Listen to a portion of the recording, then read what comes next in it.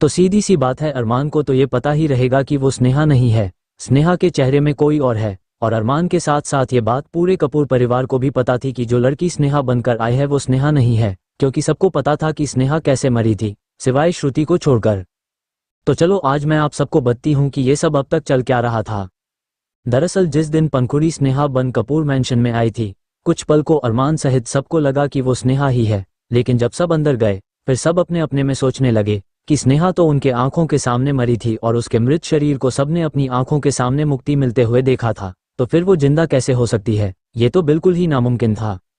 लेकिन पंखुड़ी का स्नेहा बनकर आना सबके लिए इतना शॉकिंग था कि उस वक्त कोई कुछ बोलता ही नहीं है, वो वेट करते हैं शायद रिहान और स्नेहा की शक्ल में आई लड़की ही कुछ बताए कि वो कौन है। सबको लगा था वो दोनों सच बताएंगे, पर रिहान ने तो और ही कुछ बता दिया था जिसका स्नेहा से कोई लेना देना ही नहीं था। अगर आप लोगों ने नोटिस किया होगा तो जब रिहान ने अपनी ये झूठी कहानी सुनाई थी तो सब शॉक थे। सब इसलिए ही शॉक थे कि जब स्नेहा हॉस्पिटल में थी ही नहीं तो वो बच कैसे गई। सब शॉक थे, लेकिन अरमान बिल्कुल भी नहीं था। अरमान जिसने हिमांशु को पहली बार देखने में ही भाप लिया था कि वो ठीक इंसान नहीं है, तो आप लोगों को क्या लगा वो रिहान की बातों में आ जाएगा। यहाँ आप लोग गलत थे। रिहान की झूठी कहानी सुन अरमान को पल भर में समझ आ गया था कि कुछ बड़ा प्लान करके आए हैं ये लोग, तभी इनको कपूर परिवार, अरमान और स्नेहा के बारे में सब पता है। और जिस तरह पंखुड़ी आकर अरमान से चिपकी थी और रिहान की झूठी कहानी में सिर्फ अरमान का जिक्र था कि कैसे स्नेहा उसके यादों में जी रही थी, इससे तो अरमान को एक बात पूरी तरह समझ आ गई थी कि स्नेहा के चेहरे में वो लड़की जो भी है वो सिर्फ उसके के लिए आई है। और अरमान को रिहान और पंखुड़ी का पूरा खेल समझ आ गया था, बट उस वक्त उसे ये नहीं पता था कि स्नेहा के चेहरे में कौन है। इसलिए अरमान सच का पता लगाने के लिए वही करने लगा जो रिहान और पंखुड़ी चाहते थे। अरमान ने रिहान की झूठी कहानी को पूरा कर उसे यकीन दिला दिया कि उसे उसकी बात पर यकीन हो गया है। उसने मान लिया है कि वो लड़की उसकी स्नेहा ही है। और जब अरमान रिहान का साथ देता है तब आनंदी जी सच बोलने वाली थी कि स्नेहा तो हॉस्पिटल में थी ही नहीं तो वो वहां से बचेगी कैसे, पर अरमान आनंदी जी की बात को बीच में काट देता है। अगर आप लोगों ने ये बात नोटिस की होगी तो जरूर आपको ये याद होगा। और यहाँ से असली खेल शुरू हुआ। खेल की शुरुआत रिहान पंखुड़ी ने की और उसे खेल अरमान रहा था, और इस पूरे खेल में पूरा परिवार अरमान के साथ था। सब ने मिलकर पंखुड़ी और रिहान को वही दिखाया जो वो दोनों देखना चाहते थे, जैसे कि परिवार वालों का स्नेहा को प्यार करना, अरमान का स्नेहा के साथ रहना, उसे यकीन दिलाना कि वो सिर्फ उससे प्यार करता है और उसे श्रुति की बिल्कुल परवाह नहीं है। वरना आप ही चाहिए पार्टी वाले रात जिस अरमान ने श्रुति से कहा था कि कोई नहीं आएगा हमारे बीच, BCOZ आई लव दिस जंगली बिल्ली, वो कुछ ही पलों में इतना बदल जाएगा क्या? कुछ वक्त तो लगता ना, पर अरमान का यूं अचानक बदलना एक झूठ और नाटक था। तो पंखुड़ी की आने के बाद आपने अरमान में जो बदलाव देखा वो बस एक नाटक था रिहान और पंखुड़ी का सच जानने के लिए, और मैंने आप लोगों को वही दिखाया जो रिहान और पंखुड़ी देखना चाहते थे। जैसे कि अरमान श्रुति से दूर हो रहा है, उसे बस स्नेहा की फिक्र है, उसके दिल में सिर्फ स्नेहा है। जो भी आपने रीड किया सब एक नाटक था, और अरमान का ये नाटक काम भी कर जाता है। रिहान और पंखुड़ी को यकीन हो जाता है कि अरमान उन्हीं के साथ है और जो वो चाहते हैं वही हो रहा है। अब आप लोग सोच रहे होंगे, जब अरमान नाटक ही कर रहा था तो उसने श्रुति को इन सब के बारे में क्यों नहीं बताया? अरमान के इस नाटक के चक्कर में उसे कितना कुछ सहना पड़ा। सो डियर रीडर्स, इस नाटक के बारे में श्रुति को भी पता था। हाँ, उसे ये बात पहले नहीं पता थी और अरमान श्रुति को परेशान नहीं करना चाहता था, तो वो सोचता है कि वो श्रुति को इन सब के बारे में नहीं बताएगा। पर अरमान के नाटक में अरमान को पंखुड़ी और रिहान को यकीन दिलाने के लिए कुछ ऐसे शब्द भी बोलने पड़ते हैं जो कि खुद उसे बोलते हुए अच्छा नहीं लगता है और श्रुति को भी बहुत बुरा लगता है, जिस वजह से श्रुति अरमान को थप्पड़ मार देती है। अरमान और श्रुति के बीच पूरी तरह बात बिगड़ जाती है। उनके बीच में 2 ही दिन में बहुत दूरी आ जाती है और खाना पीना सब छोड़ श्रुति ने अपनी बहुत बुरी हालत भी कर ली थी। श्रुति को ऐसे देख अरमान को बहुत हर्ट होता है, इसलिए फिर वो श्रुति को सच बताने का सोच लेता है। और उस रात जब अरमान श्रुति से अपनी गलती की माफ़ी मांग रहा था, उसी रात अरमान ने श्रुति को सारे नाटक के बारे में बताया था, और ये भी कि स्नेहा के चेहरे में आई लड़की स्नेहा नहीं है। सच जानने के बाद ही श्रुति ने अरमान को माफ़ किया था, और इसीलिए नेक्स्ट सुबह श्रुति खुश थी क्योंकि उसे पता था कि अरमान सिर्फ उससे प्यार करता है और उसके साथ है, और ये परिवार भी सिर्फ उसका है। पर फिर भी श्रुति को नकली स्नेहा से जलन होती थी। वो जब भी अरमान के पास आती थी और फिर श्रुति को पता था कि वो स्नेहा नहीं है, इसलिए उसे और उस पर गुस्सा आती है कि ये पता नहीं कौन है जो उसके हर हक पर अपना हक जमा रही है, इसलिए वो उसके साथ बुरा व्यवहार करती थी।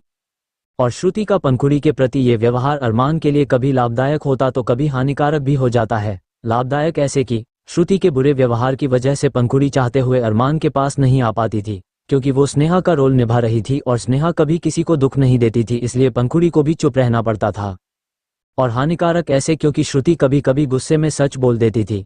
जैसे कि उस रात जब श्रुति पंखुड़ी का गला दबा रही थी, श्रुति ये बोलने वाली होती है कि मुझे तेरी सारी असलियत पता है, तू स्नेहा है ही नहीं, पर तब वहां अरमान था तो वो श्रुति को रोक देता।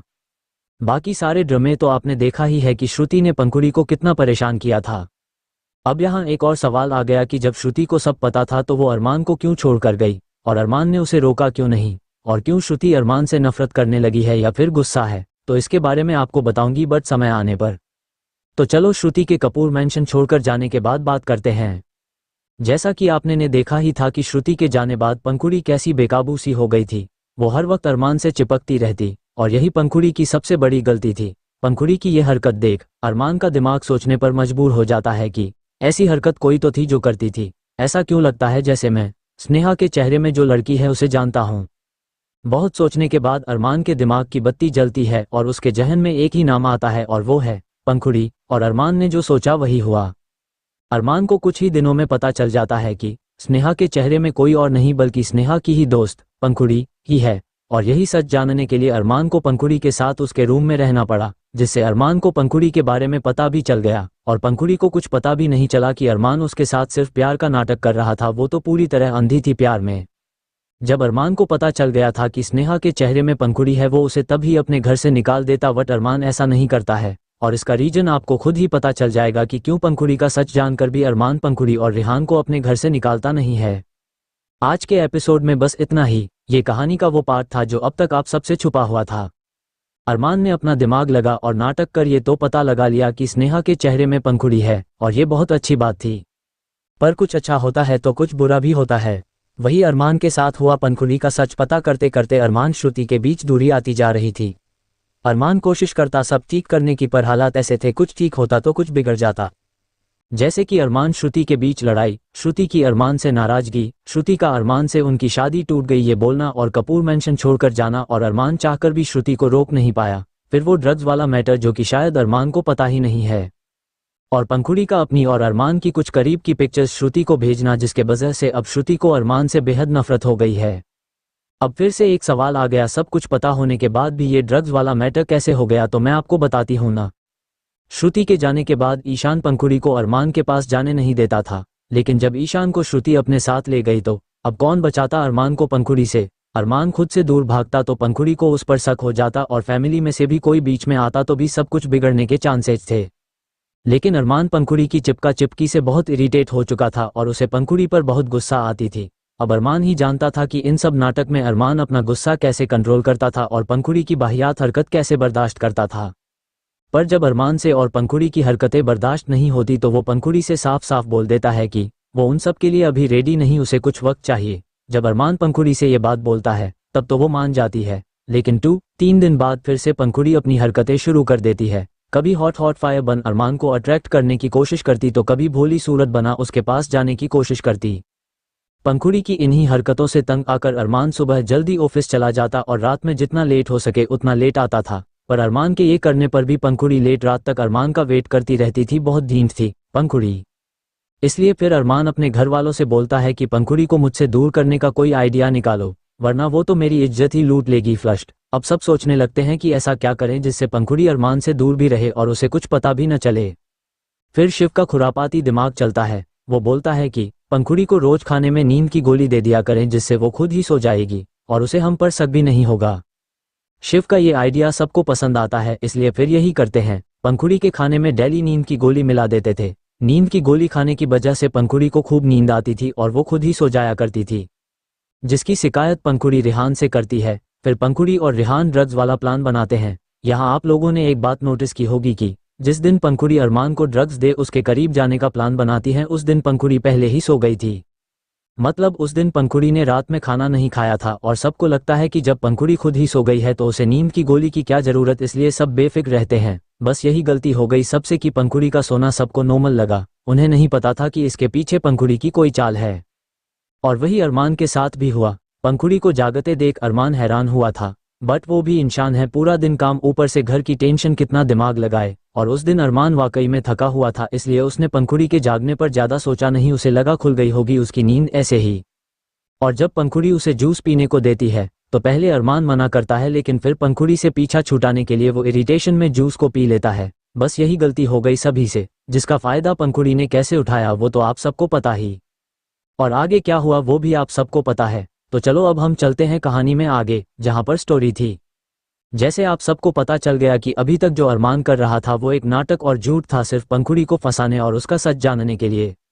वैसे ही अब पूरी बात पंखुड़ी को भी समझ आ जाती है। उसे समझ आ जाता है कि अरमान ने सही कहा, वो उसके इशारों पर नहीं बल्कि मैं खुद अरमान के इशारों पर नाच रही थी। उसे अभी तक लग रहा था कि सब कुछ उसके हिसाब से और इतनी जल्दी हो रहा है, बट अब पंखुड़ी को समझ आ जाता है कि क्यों सब कुछ इतनी जल्दी और उसके हिसाब से हो रहा था, क्योंकि अरमान ये सब कर रहा था।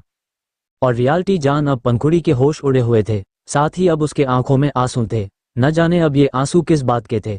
पूरा प्लान खराब हो गया इस बात के, या अरमान को उसकी सच्चाई पता थी। अरमान ने उससे कभी प्यार नहीं किया, बस उसके साथ नाटक किया इस बात के, क्योंकि स्नेहा के बारे में सोच पंखुड़ी कभी नहीं रोएगी। अब पंखुड़ी अपने आप को हारा हुआ महसूस कर रही थी। पंखुड़ी ने जो कुछ भी किया अरमान के प्यार में और उसे पाने की जिद में किया, तो इस बात में कोई झूठ नहीं है कि पंखुड़ी अरमान से प्यार नहीं करती है। वो अरमान से बहुत प्यार करती है, जो अब पागलपन में बदल गया है। हमारी नज़र में ये प्यार नहीं है, पर पंखुड़ी की नज़र में ये प्यार ही है। पंखुड़ी शॉक्ड हुए खड़ी रहती है और उसके आंखों से आंसू निकल पड़ते हैं। वो कुछ देर यूं ही खड़ी रहती है, फिर सुबकते हुए बोलती है, अरमान मतलब तुम्हें सब कुछ शुरू से पता था कि मैं स्नेहा नहीं हूँ, और तुमने मेरे साथ प्यार का नाटक किया, तुमने मुझे धोखा दिया, तुमने खेल खेला मेरी फीलिंग्स के साथ। पंखुड़ी की बात सुन अरमान अजीब तरह से पंखुड़ी की तरफ ऐसे देखता है जैसे बोल रहा है, ये पागल हो गई है क्या। पंखुड़ी फिर से बोलती है, सही कहा ना अरमान, तुमने मुझे धोखा दिया और खेल खेला मेरे साथ। तुम्हें पता था ना अरमान मैं तुमसे कितना प्यार करती हूँ, फिर भी तुमने ये किया। तुमने पहले भी मेरा प्यार ठुकरा दिया था और आज भी तुमने वही किया। सच में प्यार इंसान को क्या से क्या बना देता है। जो पंखुड़ी कुछ समय पहले अरमान को हरा दी, ये सोच उस पर हंस रही थी, अब वही पंखुड़ी रो रही है, इस डर से कि अब अरमान उसे कभी नहीं मिलेगा, और जो उसने स्नेहा के साथ किया उस सच को जानने के बाद तो शायद ही अब पंखुड़ी बचेगी। पंखुड़ी जाकर अरमान के सामने खड़ी हो जाती और अब वो रोते हुए हारी हुई आंखों से अरमान के चेहरे की तरफ देख बोलती है, अरमान मुझे तुमसे एक बात पूछनी है, आखिर ऐसी क्या कमी मुझमें थी और मेरे प्यार में थी जो तुमने कभी मेरे प्यार को नहीं अपनाया, हमेशा मुझे इग्नोर किया और मेरे प्यार को ठुकराया। अरमान मैंने सबसे पहले तुम्हें अपने दिल की बात बताई थी, स्नेहा से भी पहले, लेकिन तुमने मेरे प्यार को एक्सेप्ट नहीं किया। मेरा दिल तोड़ने से पहले तुमने एक बार भी नहीं सोचा। स्नेहा के जाने के बाद भी मैंने तुमसे अपने दिल की बात बताई, लेकिन तुमने तब भी मेरे प्यार को ठुकरा दिया, ये बोलकर कि तुम स्नेहा की जगह कभी किसी को नहीं दोगे। लेकिन अरमान तुम्हारी ये बात सिर्फ मेरे लिए थी ना, क्योंकि अगर तुम सच में स्नेहा की जगह किसी और को नहीं देना चाहते थे तो तुम श्रुति से कभी शादी नहीं करते, नहीं उससे प्यार कर उसे अपनी पत्नी हक देते। अरमान श्रुति से तुमने मजबूरी में ईशान के लिए शादी की थी ना, तुम उससे भी प्यार करने लगे। फिर अरमान तुमने मुझसे प्यार क्यों नहीं किया, तुमने मेरे प्यार को कभी क्यों नहीं समझा, क्यों तुमने नहीं समझा अरमान कि मैं तुमसे कितना प्यार करती हूँ। जब मैंने तुम्हें कॉलेज में पहली बार देखा था ना अरमान, उसी वक्त से मुझे तुमसे प्यार हो गया था। उसी वक्त से मेरा दिल मेरा न रहा, वो तुम्हारे लिए धड़कने लगा था, और उस दिन से आज इतने सालों बाद भी मेरा ये दिल सिर्फ तुम्हारे लिए धड़कता है। इतना प्यार करती हूँ मैं अरमान तुम्हें, फिर भी क्यों तुमने कभी नहीं समझा मुझे, न मेरे प्यार को तुमने एक कोशिश तक न की मेरे प्यार को समझने की, सीधे मना कर दिया। ऐसा क्यों किया तुमने, और आज फिर तुमने मेरा दिल तोड़ दिया अरमान। तुमने मेरी फीलिंग्स के साथ खिलवाड़ किया। तुम्हें पाने के लिए मैंने क्या कुछ नहीं किया, मैं स्नेहा तक बन गई, फिर भी क्यों अरमान, क्यों नहीं समझे तुम कभी मुझे, तुम्हारी वजह से मैं क्या थी और क्या बन गई।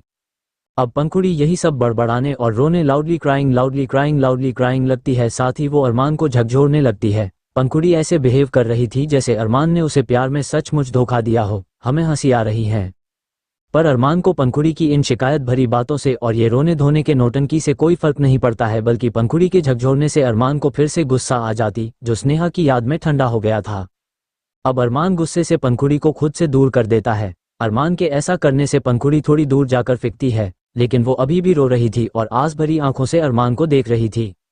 वहीं अरमान जो जब से पंखुड़ी की बातें सुन रहा था, वो गुस्से से बोलता है, पाउटिंग, क्या बकवास लगा रखा तुमने, ये प्यार धोखा समझा नहीं, और तुम्हारी वजह से मैं ऐसी हो गई। हाँ, मेरी वजह से पंखुड़ी, या फिर तुम पहले से ही ऐसी थी, और क्या तुम ये प्यार की गुहार लगा रही हो।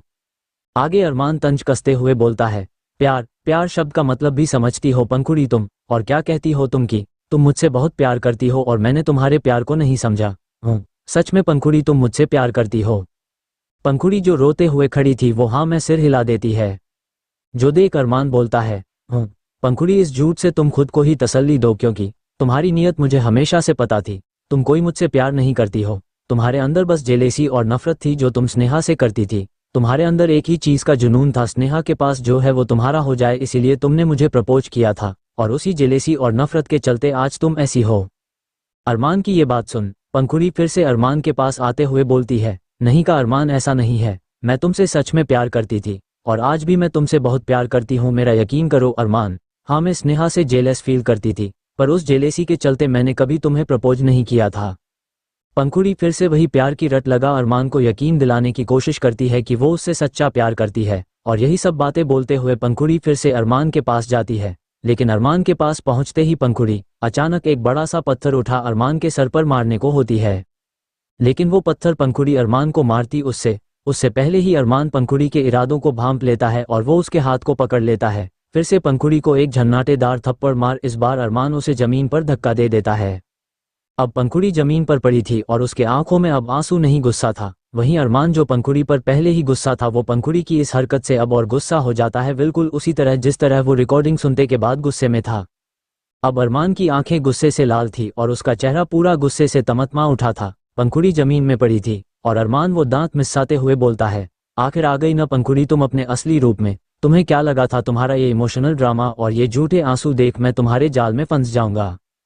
पंखुड़ी जो नीचे पड़ी थी वो अब उठ चुकी थी और उसे समझ आ जाता है कि उसका अब कोई भी ड्रामा अरमान पर काम नहीं करेगा, फालतू ही वो अपनी बेइज्जती कराए जा रही है और थप्पड़ पर थप्पड़ खाए जा रही है, वो भी अच्छे तेज तेज, जिससे उसके दोनों गाल टमाटर से भी ज्यादा लाल हो गए थे, इसलिए वो भी अब गुस्से में थी। वो बोलती है, अरमान तुम मेरे जाल में फंसो या न फंसो पर मैं भी तुम्हारे हाथ नहीं आने वाली हूँ। मुझे अब समझ आ चुका है, सारा सच पता होने के बाद भी तुम मेरे साथ क्यों थे, क्यों तुमने इतना लंबा ये सब चलने दिया, और क्यों अब सारा सच जानने के बाद भी तुम कुछ नहीं कर रहे हो।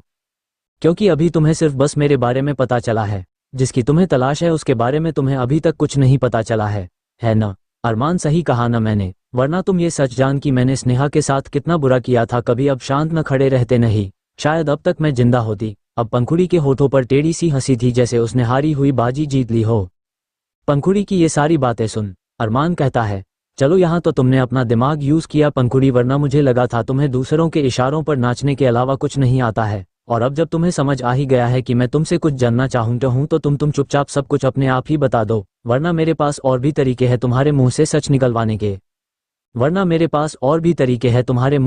निकलवाने के। ये बात अरमान एक सख्त डरावनी आवाज में बोलता है, जिससे डर पंखुड़ी का गला ही सूख जाता था। वो अंदर से डर रही थी कि अब पता नहीं अरमान उसके साथ क्या करेगा, पर वो बाहर से खुद को मजबूत दिखाने की कोशिश कर रही थी, जैसे उसे अरमान से डर नहीं लग रहा हो। इसलिए अब वो भोली बनने का नाटक कर बोलती है, अरमान क्या सब सच बता दूं तुमको? मैंने तो ऐसे ही बोल दिया था कि मुझे सब कुछ समझ आ गया है, पर असल में मुझे कुछ नहीं पता है। पंखुड़ी के यूं अचानक रूप बदल लेने से अरमान को बहुत गुस्सा आती है। वो गुस्से से अपनी मुट्ठी भींच लेता है। अरमान का मुट्ठी भींचना पंखुड़ी भी देखती है, जिससे उसे लगता है ये घूसा मुट्ठी उसके मुंह पर ही आकर पड़ने वाला है, पर अभी पंखुड़ी अरमान से थोड़ी दूर पर खड़ी थी इसलिए बच गई वो। वहीं अरमान अब पंखुड़ी के करीब आ गुस्से से उसे खा जाने वाली नजरों से देख बोलता है, पंखुड़ी अब तुम ज्यादा भोली बनने का नाटक मत करो, क्योंकि मुझे अच्छी तरह पता है तुम कितनी सीधी हो और कितनी नहीं, इसलिए जो पूछ रहा हूँ सच सच बता, तो नहीं तुम्हारे लिए ठीक नहीं होगा। पंखुड़ी अब भी भोली बनते हुए बोलती है, अरमान ये तुम क्या बोल रहे हो, मुझे कुछ समझ नहीं आ रहा है, और क्या सब सच जानना है तुम्हें? ऐसे नाटक कर पंखुड़ी को मजा आ रहा था, लेकिन अरमान को गुस्सा आ रही थी, इसलिए अब वो पंखुड़ी पर चिल्लाते हुए बोलता है, पंखुड़ी बंद करो अपना ये बार बार पागलों वाला नाटक, और सीधे सीधे मुझे बताओ तुम्हारे साथ इस प्लान में जो शामिल है, जिसने तुम्हें स्नेहा बनने का प्लान बताया, वो कौन? पंखुड़ी ये मिस्टर ए कौन है? अरमान के मुंह से मिस्टर ए सुन पंखुड़ी ऐसे शॉक्ड हो जाती है जैसे उसे खुद ही नहीं पता था कि अरमान जब से उससे इस बारे में पूछ रहा था।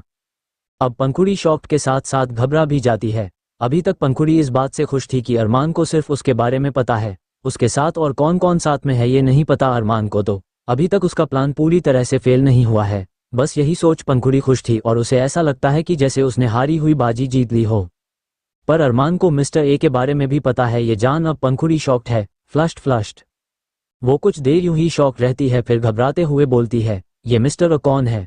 मैं ऐसे किसी आदमी को नहीं जानती, बल्कि मैं तो इसका नाम ही पहली बार सुन रही हूँ। और अरमान तुम्हें मैं एक बात और क्लियर कर दूं, मेरे प्लान में कोई शामिल नहीं है, मैंने अकेले और सब कुछ अपने दिमाग से किया है। पंखुड़ी पूरी तरह अरमान से झूठ बोल मिस्टर ओ को छुपाने की कोशिश करती है, पर अरमान तो अरमान है, उसे इतनी आसानी से बातों में फंसाना आसान नहीं है। इसलिए पंखुड़ी की इस बात पर कि वो मिस्टर नाम के किसी आदमी को नहीं जानती, अरमान कहता है, अच्छा तुम ऐसे नाम के किसी आदमी को नहीं जानती पंखुड़ी, ये झूठ तुम उसके सामने बोलना जिसे तुम्हारा सच न पता हो। और क्या कहा तुमने कि सब कुछ तुमने अकेले प्लान बनाया, अपने दिमाग से किया? पंखुड़ी धमन से अपनी आंखों की आईब्रो ऊंची कर लेती है, लेकिन जो अरमान आगे बोलता है उसके बाद पंखुड़ी का घमंड न जाने कहां इन वादियों में फुर्र उड़ जाता। अरमान आगे बोलता है, पंखुड़ी दिमाग है भी तुम्हारे पास? मुझे तो नहीं लगता, क्योंकि अगर तुम्हारे पास दिमाग होता ना तो तुम ऐसे किसी के कहने पर स्नेहा के चेहरे के साथ कपूर मेंशन में न आती। एक बार सोचती कि चेहरा बदल लेने से नियत नहीं बदलती है, जैसे तुम्हारी नहीं बदली है वैसी ही घटिया की घटिया ही है। इसलिए तुम दिमाग की बात छोड़ो और मुझे बताओ कौन है ये मिस्टर ए जो तुम्हारे साथ है, जिसके कहने पर तुमने ये सब किया, जिससे मिलने तुम आज सुबह गई थी, और उसका श्रुति से क्या लेना देना है? अरमान के मुंह से अपनी इतनी बेइज्जती सुन पंखुड़ी गुस्से से तिलमिला उठी थी, पर वो अब और शौक थी कि अरमान को मिस्टर अनाम ही नहीं बल्कि ये भी पता है कि उसका संबंध श्रुति से है, और उसे ये भी पता है कि आज सुबह वो उसी से मिलने गई थी। अब पंखुड़ी को लगता है उसके सभी प्लान पर पानी फिर चुका है, पर अरमान अभी भी ये पूछ रहा है कि मिस्टर ए कौन है, मतलब उसे उसका पूरा सच नहीं पता है। और पंखुड़ी को अभी भी चांसेज लगता है कि वो तो फंस गई, मगर वो मिस्टर अ को बचा अपने प्लान को सक्सेस कर सकती हैं। पर अरमान इतनी आसानी से उसे छोड़ेगा नहीं, और अगर अरमान को सारी बात पता चल गई तो अरमान श्रुति को अलग करने का, इन सब का जो प्लान था वो पूरी तरह बर्बाद हो जाएगा। इसलिए पंखुड़ी अब यहाँ से और अरमान से बच निकलने का रास्ता सोचने लगती है। पंखुड़ी अपनी ही सोच में थी, और वही अरमान पंखुड़ी के कुछ न बोलने से फिर से कुछ बोलता है, पर पंखुड़ी अरमान की कुछ बात नहीं सुनती है, बल्कि उसके चेहरे पर पहले जो डर के भाव थे वो अब गायब हो चुके थे, और उसके चेहरे पर अब शातिर से भाव से। पंखुड़ी के इन बदले भाव को देख अरमान उसके इरादों को भांप पाता। उससे पहले ही पंखुड़ी अपना दिमाग चलाती है। अरमान जो उसके करीब ही खड़ा था, पंखुड़ी उसे जोर से धक्का दे देती है। पंखुड़ी ये सब इतनी अचानक करती है कि अरमान को संभलने का मौका ही नहीं मिलता और वही गिर जाता है। अरमान के गिरने से पंखुड़ी को यहाँ से भागने का सही मौका लगता है, और पंखुड़ी के पास कार की भी थी जो कि उसने अरमान से मांगी थी और वापस नहीं दी थी, इसलिए वो अरमान को धक्का दे यहाँ से भाग जाती है और वो कार की तरफ भागती हैं। पंखुड़ी ऊपर से अच्छी भली लग रही थी, पर अंदर से वो कमजोर हो रही थी। जरा सा भागने बस से पंखुड़ी हौंफने लगती है और उसे हल्की खांसी आने लगती है, और उससे दौड़ा भी नहीं जा रहा था। कार तक पहुंचने में ही पंखुड़ी की ऐसी हालत हो गई थी जैसे उसने कितनी मेहनत की हो। उसको घबराहट सा फील होता है, साथ ही उसे पसीना भी आने लगता है। पंखुड़ी को ये सब बहुत देर से हो रहा था, पर अरमान से लड़ाई करने के चक्कर में वो इन सब को इग्नोर कर रही थी। पर अब ये चीजें बहुत बढ़ गई थी, इतनी कि पंखुड़ी से कार का गेट भी नहीं खुल रहा था, उसके हाथ कांप रहे थे। पंखुड़ी सिर्फ अरमान को धक्का देकर ही तो भागी थी, इसलिए अब अरमान भी पंखुड़ी के पीछे पहुंच चुका था। अरमान को अपनी तरफ आता देख पंखुड़ी कार का गेट खोलना छोड़ यहाँ से भी भागने लगती है।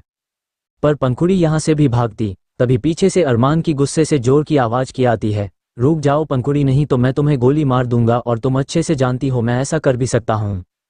मैं तुम्हें गोली मार दूंगा। ये बात सुन पंखुड़ी के भागने के लिए उठे हुए पैर वहीं रुक जाते हैं और वो जहां पर थी वहीं पर खड़ी रह जाती है। अब वो पीछे मुड़ अरमान की तरफ देखती है। अरमान की तरफ देख पंखुड़ी की आंखें बड़ी बड़ी हो जाती है, क्योंकि अरमान सचमुच उसके ऊपर गन ताने खड़ा था। कुछ लोग ऐसे होते हैं जिन्हें दूसरों को दर्द देना अच्छा लगता है और दूसरों की जान लेने पर भी उनके हाथ नहीं कांपते हैं, लेकिन जब वही चीज़ उनके साथ होती है तो उनकी जान हलक पर आ जाती है। वही कुछ लोग में पंखुड़ी भी आती है, जिसने अपनी बहन जैसी दोस्त स्नेहा को इतनी बेरहम मौत दी और पंखुड़ी की आंखों से एक आंसू तक नहीं निकला। वो उस बेचारी को यूं ही तड़पता हुआ छोड़कर भाग गई थी। पर अब जब खुद के ऊपर बात आए तो पंखुड़ी के पैरों तले जमीन ही खिसक गई। अभी अरमान ने कुछ किया भी नहीं था, फिर भी बस उसकी धमकी और अरमान को अपने ऊपर गन पॉइंट किए हुए देख ही पंखुड़ी के होश उड़े हुए थे। अरमान को अपने ऊपर गन पॉइंट किए हुए देख पहले तो पंखुड़ी के होश ही उड़े हुए थे, और अब वो बहुत डर गई थी। वो डरते हुए अरमान से बोलती है, अरमान ये क्या कर। पंखुड़ी पूरा बोलती तभी अरमान उस पे चिल्लाते गुस्से से हुए बोलता है, पंखुड़ी अब बहुत हो गया तुम्हारा, बहुत कर ली तुमने अपनी नौटंकी और बहुत बातों को घुमा लिया, पर अब मैं तुमसे सीधे सीधे पूछ रहा हूँ, बता दो मुझे ये मिस्टर कौन, इसका नाम क्या है, वरना मुझे तुम्हें मारने में एक सेकंड भी नहीं लगेगा, और तुम्हें मारने से पहले मैं जरा सा भी नहीं सोचूंगा, क्योंकि जितना बुरा तुमने किया है ना उसके बदले मौत भी कम है। इसलिए अगर तुम्हें अपनी जान प्यारी है तो मुझे सब बता दो। अरमान की ये धमकी सुन पंखुड़ी डरी हुई तो थी, पर वो हार नहीं मान रही थी। हर बार की तरह वो इस बार भी नाटक करने लगती है, और इस बार पंखुड़ी का नाटक नेक्स्ट लेवल का था। सचमुच बिना दिमाग वाला काम कर रही थी। अब वो अरमान को उसका पूरा सच पता है, फिर भी वो यहाँ पर भी स्नेहा के चेहरे का यूज करती है। वो रोने लगती है, भोली बन रोते हुए बोलती है, अरमान तुम मुझे मारोगे अपनी स्नेहा को? हूँ। देखो अरमान, ये वही चेहरा है न जिसे देख तुम्हारे चेहरे पर मुस्कान आ जाती थी, जिसे देख तुम्हारी सुबह होती थी और रात होती थी। आज तुम उसी स्नेहा को मार दोगे। हूँ। अरमान, भले मैं स्नेहा नहीं हो पर यह चेहरा तो स्नेहा का है, और एक बार फिर तुम अपनी स्नेहा को मारता हुआ देख पाओगे। पंखुड़ी की ये सारी बातें सुन एक पल के लिए ऐसा लगता है जैसे अरमान पंखुड़ी की बातों में आ गया हो, क्योंकि उसने जो गन पंखुड़ी पर पॉइंट की हुई थी उसे वो नीचे कर लेता है। अरमान के ऐसा करने पर पंखुड़ी खुश हो जाती है, उसको लगता है उसकी नौटंकी काम कर गई। पर कहते हैं न, खुशी के बाद वो खुशी छीनने में ज़्यादा मज़ा आता है, वही अरमान पंखुड़ी के साथ करता है। क्योंकि अब अरमान पंखुड़ी पर गोली चला देता है, पर गोली पंखुड़ी के कंधे पर लगती है, जिससे अभी पंखुड़ी इतनी जल्दी नहीं मरेगी। पंखुड़ी को लगता है स्नेहा का नाम ले वो अरमान को कमज़ोर कर देगी, पर हुआ उसका उल्टा।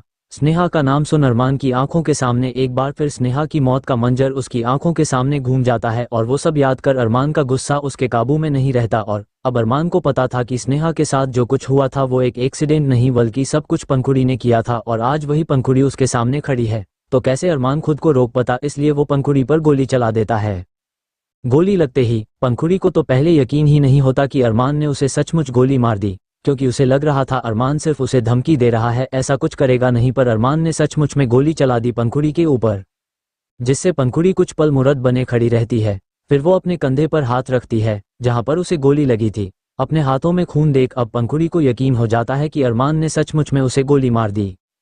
पंखुड़ी गिरने लगती है, उसकी हालत पहले से ही बुरी थी, और अब तो मतलब पंखुड़ी का चेहरा ही बता रहा था कि वो अब नहीं बचेगी, उसका आखिरी वक्त आ चुका है। और अब पंखुड़ी की खांसी बहुत ज़्यादा बढ़ गई थी। पंखुड़ी रोते हुए और खांसते हुए बोलती है, अरमान, तुमने मुझे मार दिया। अरमान कहता है, अभी मारा कहा है, ये तो बस तुम्हारे लिए चेतावनी है पंखुड़ी की, अगर तुम सच नहीं बताओगी तो मैं सचमुच तुम्हें मार दूंगा, और मैं ऐसा कर भी सकता हूँ, ये तो तुमने देख लिया है, तो ये मत समझना कि मैं सिर्फ तुमको धमका रहा हूँ। पंखुड़ी, अभी भी वक्त है, सब सच बता दो, मैं तुम्हें मरने से बचा सकता हूँ, और अगर तुम नहीं बताओगी कुछ भी तो फिर तुम्हारा जिंदा रहने का कोई मतलब नहीं है, फिर तुम्हारी टिकट इस दुनिया से कट जाना ही बेटर है। ये सारी बातें अरमान बहुत ही गुस्से में और गहरी डरावनी आवाज में बोलता है, जिससे पंखुड़ी क्या कोई भी डर जाता। अरमान अपनों के लिए जितना अच्छा है दुश्मनों के लिए उतना ही भयानक है, और अरमान का ये भयानक रूप देख पंखुड़ी थर थर कांपने लगती है।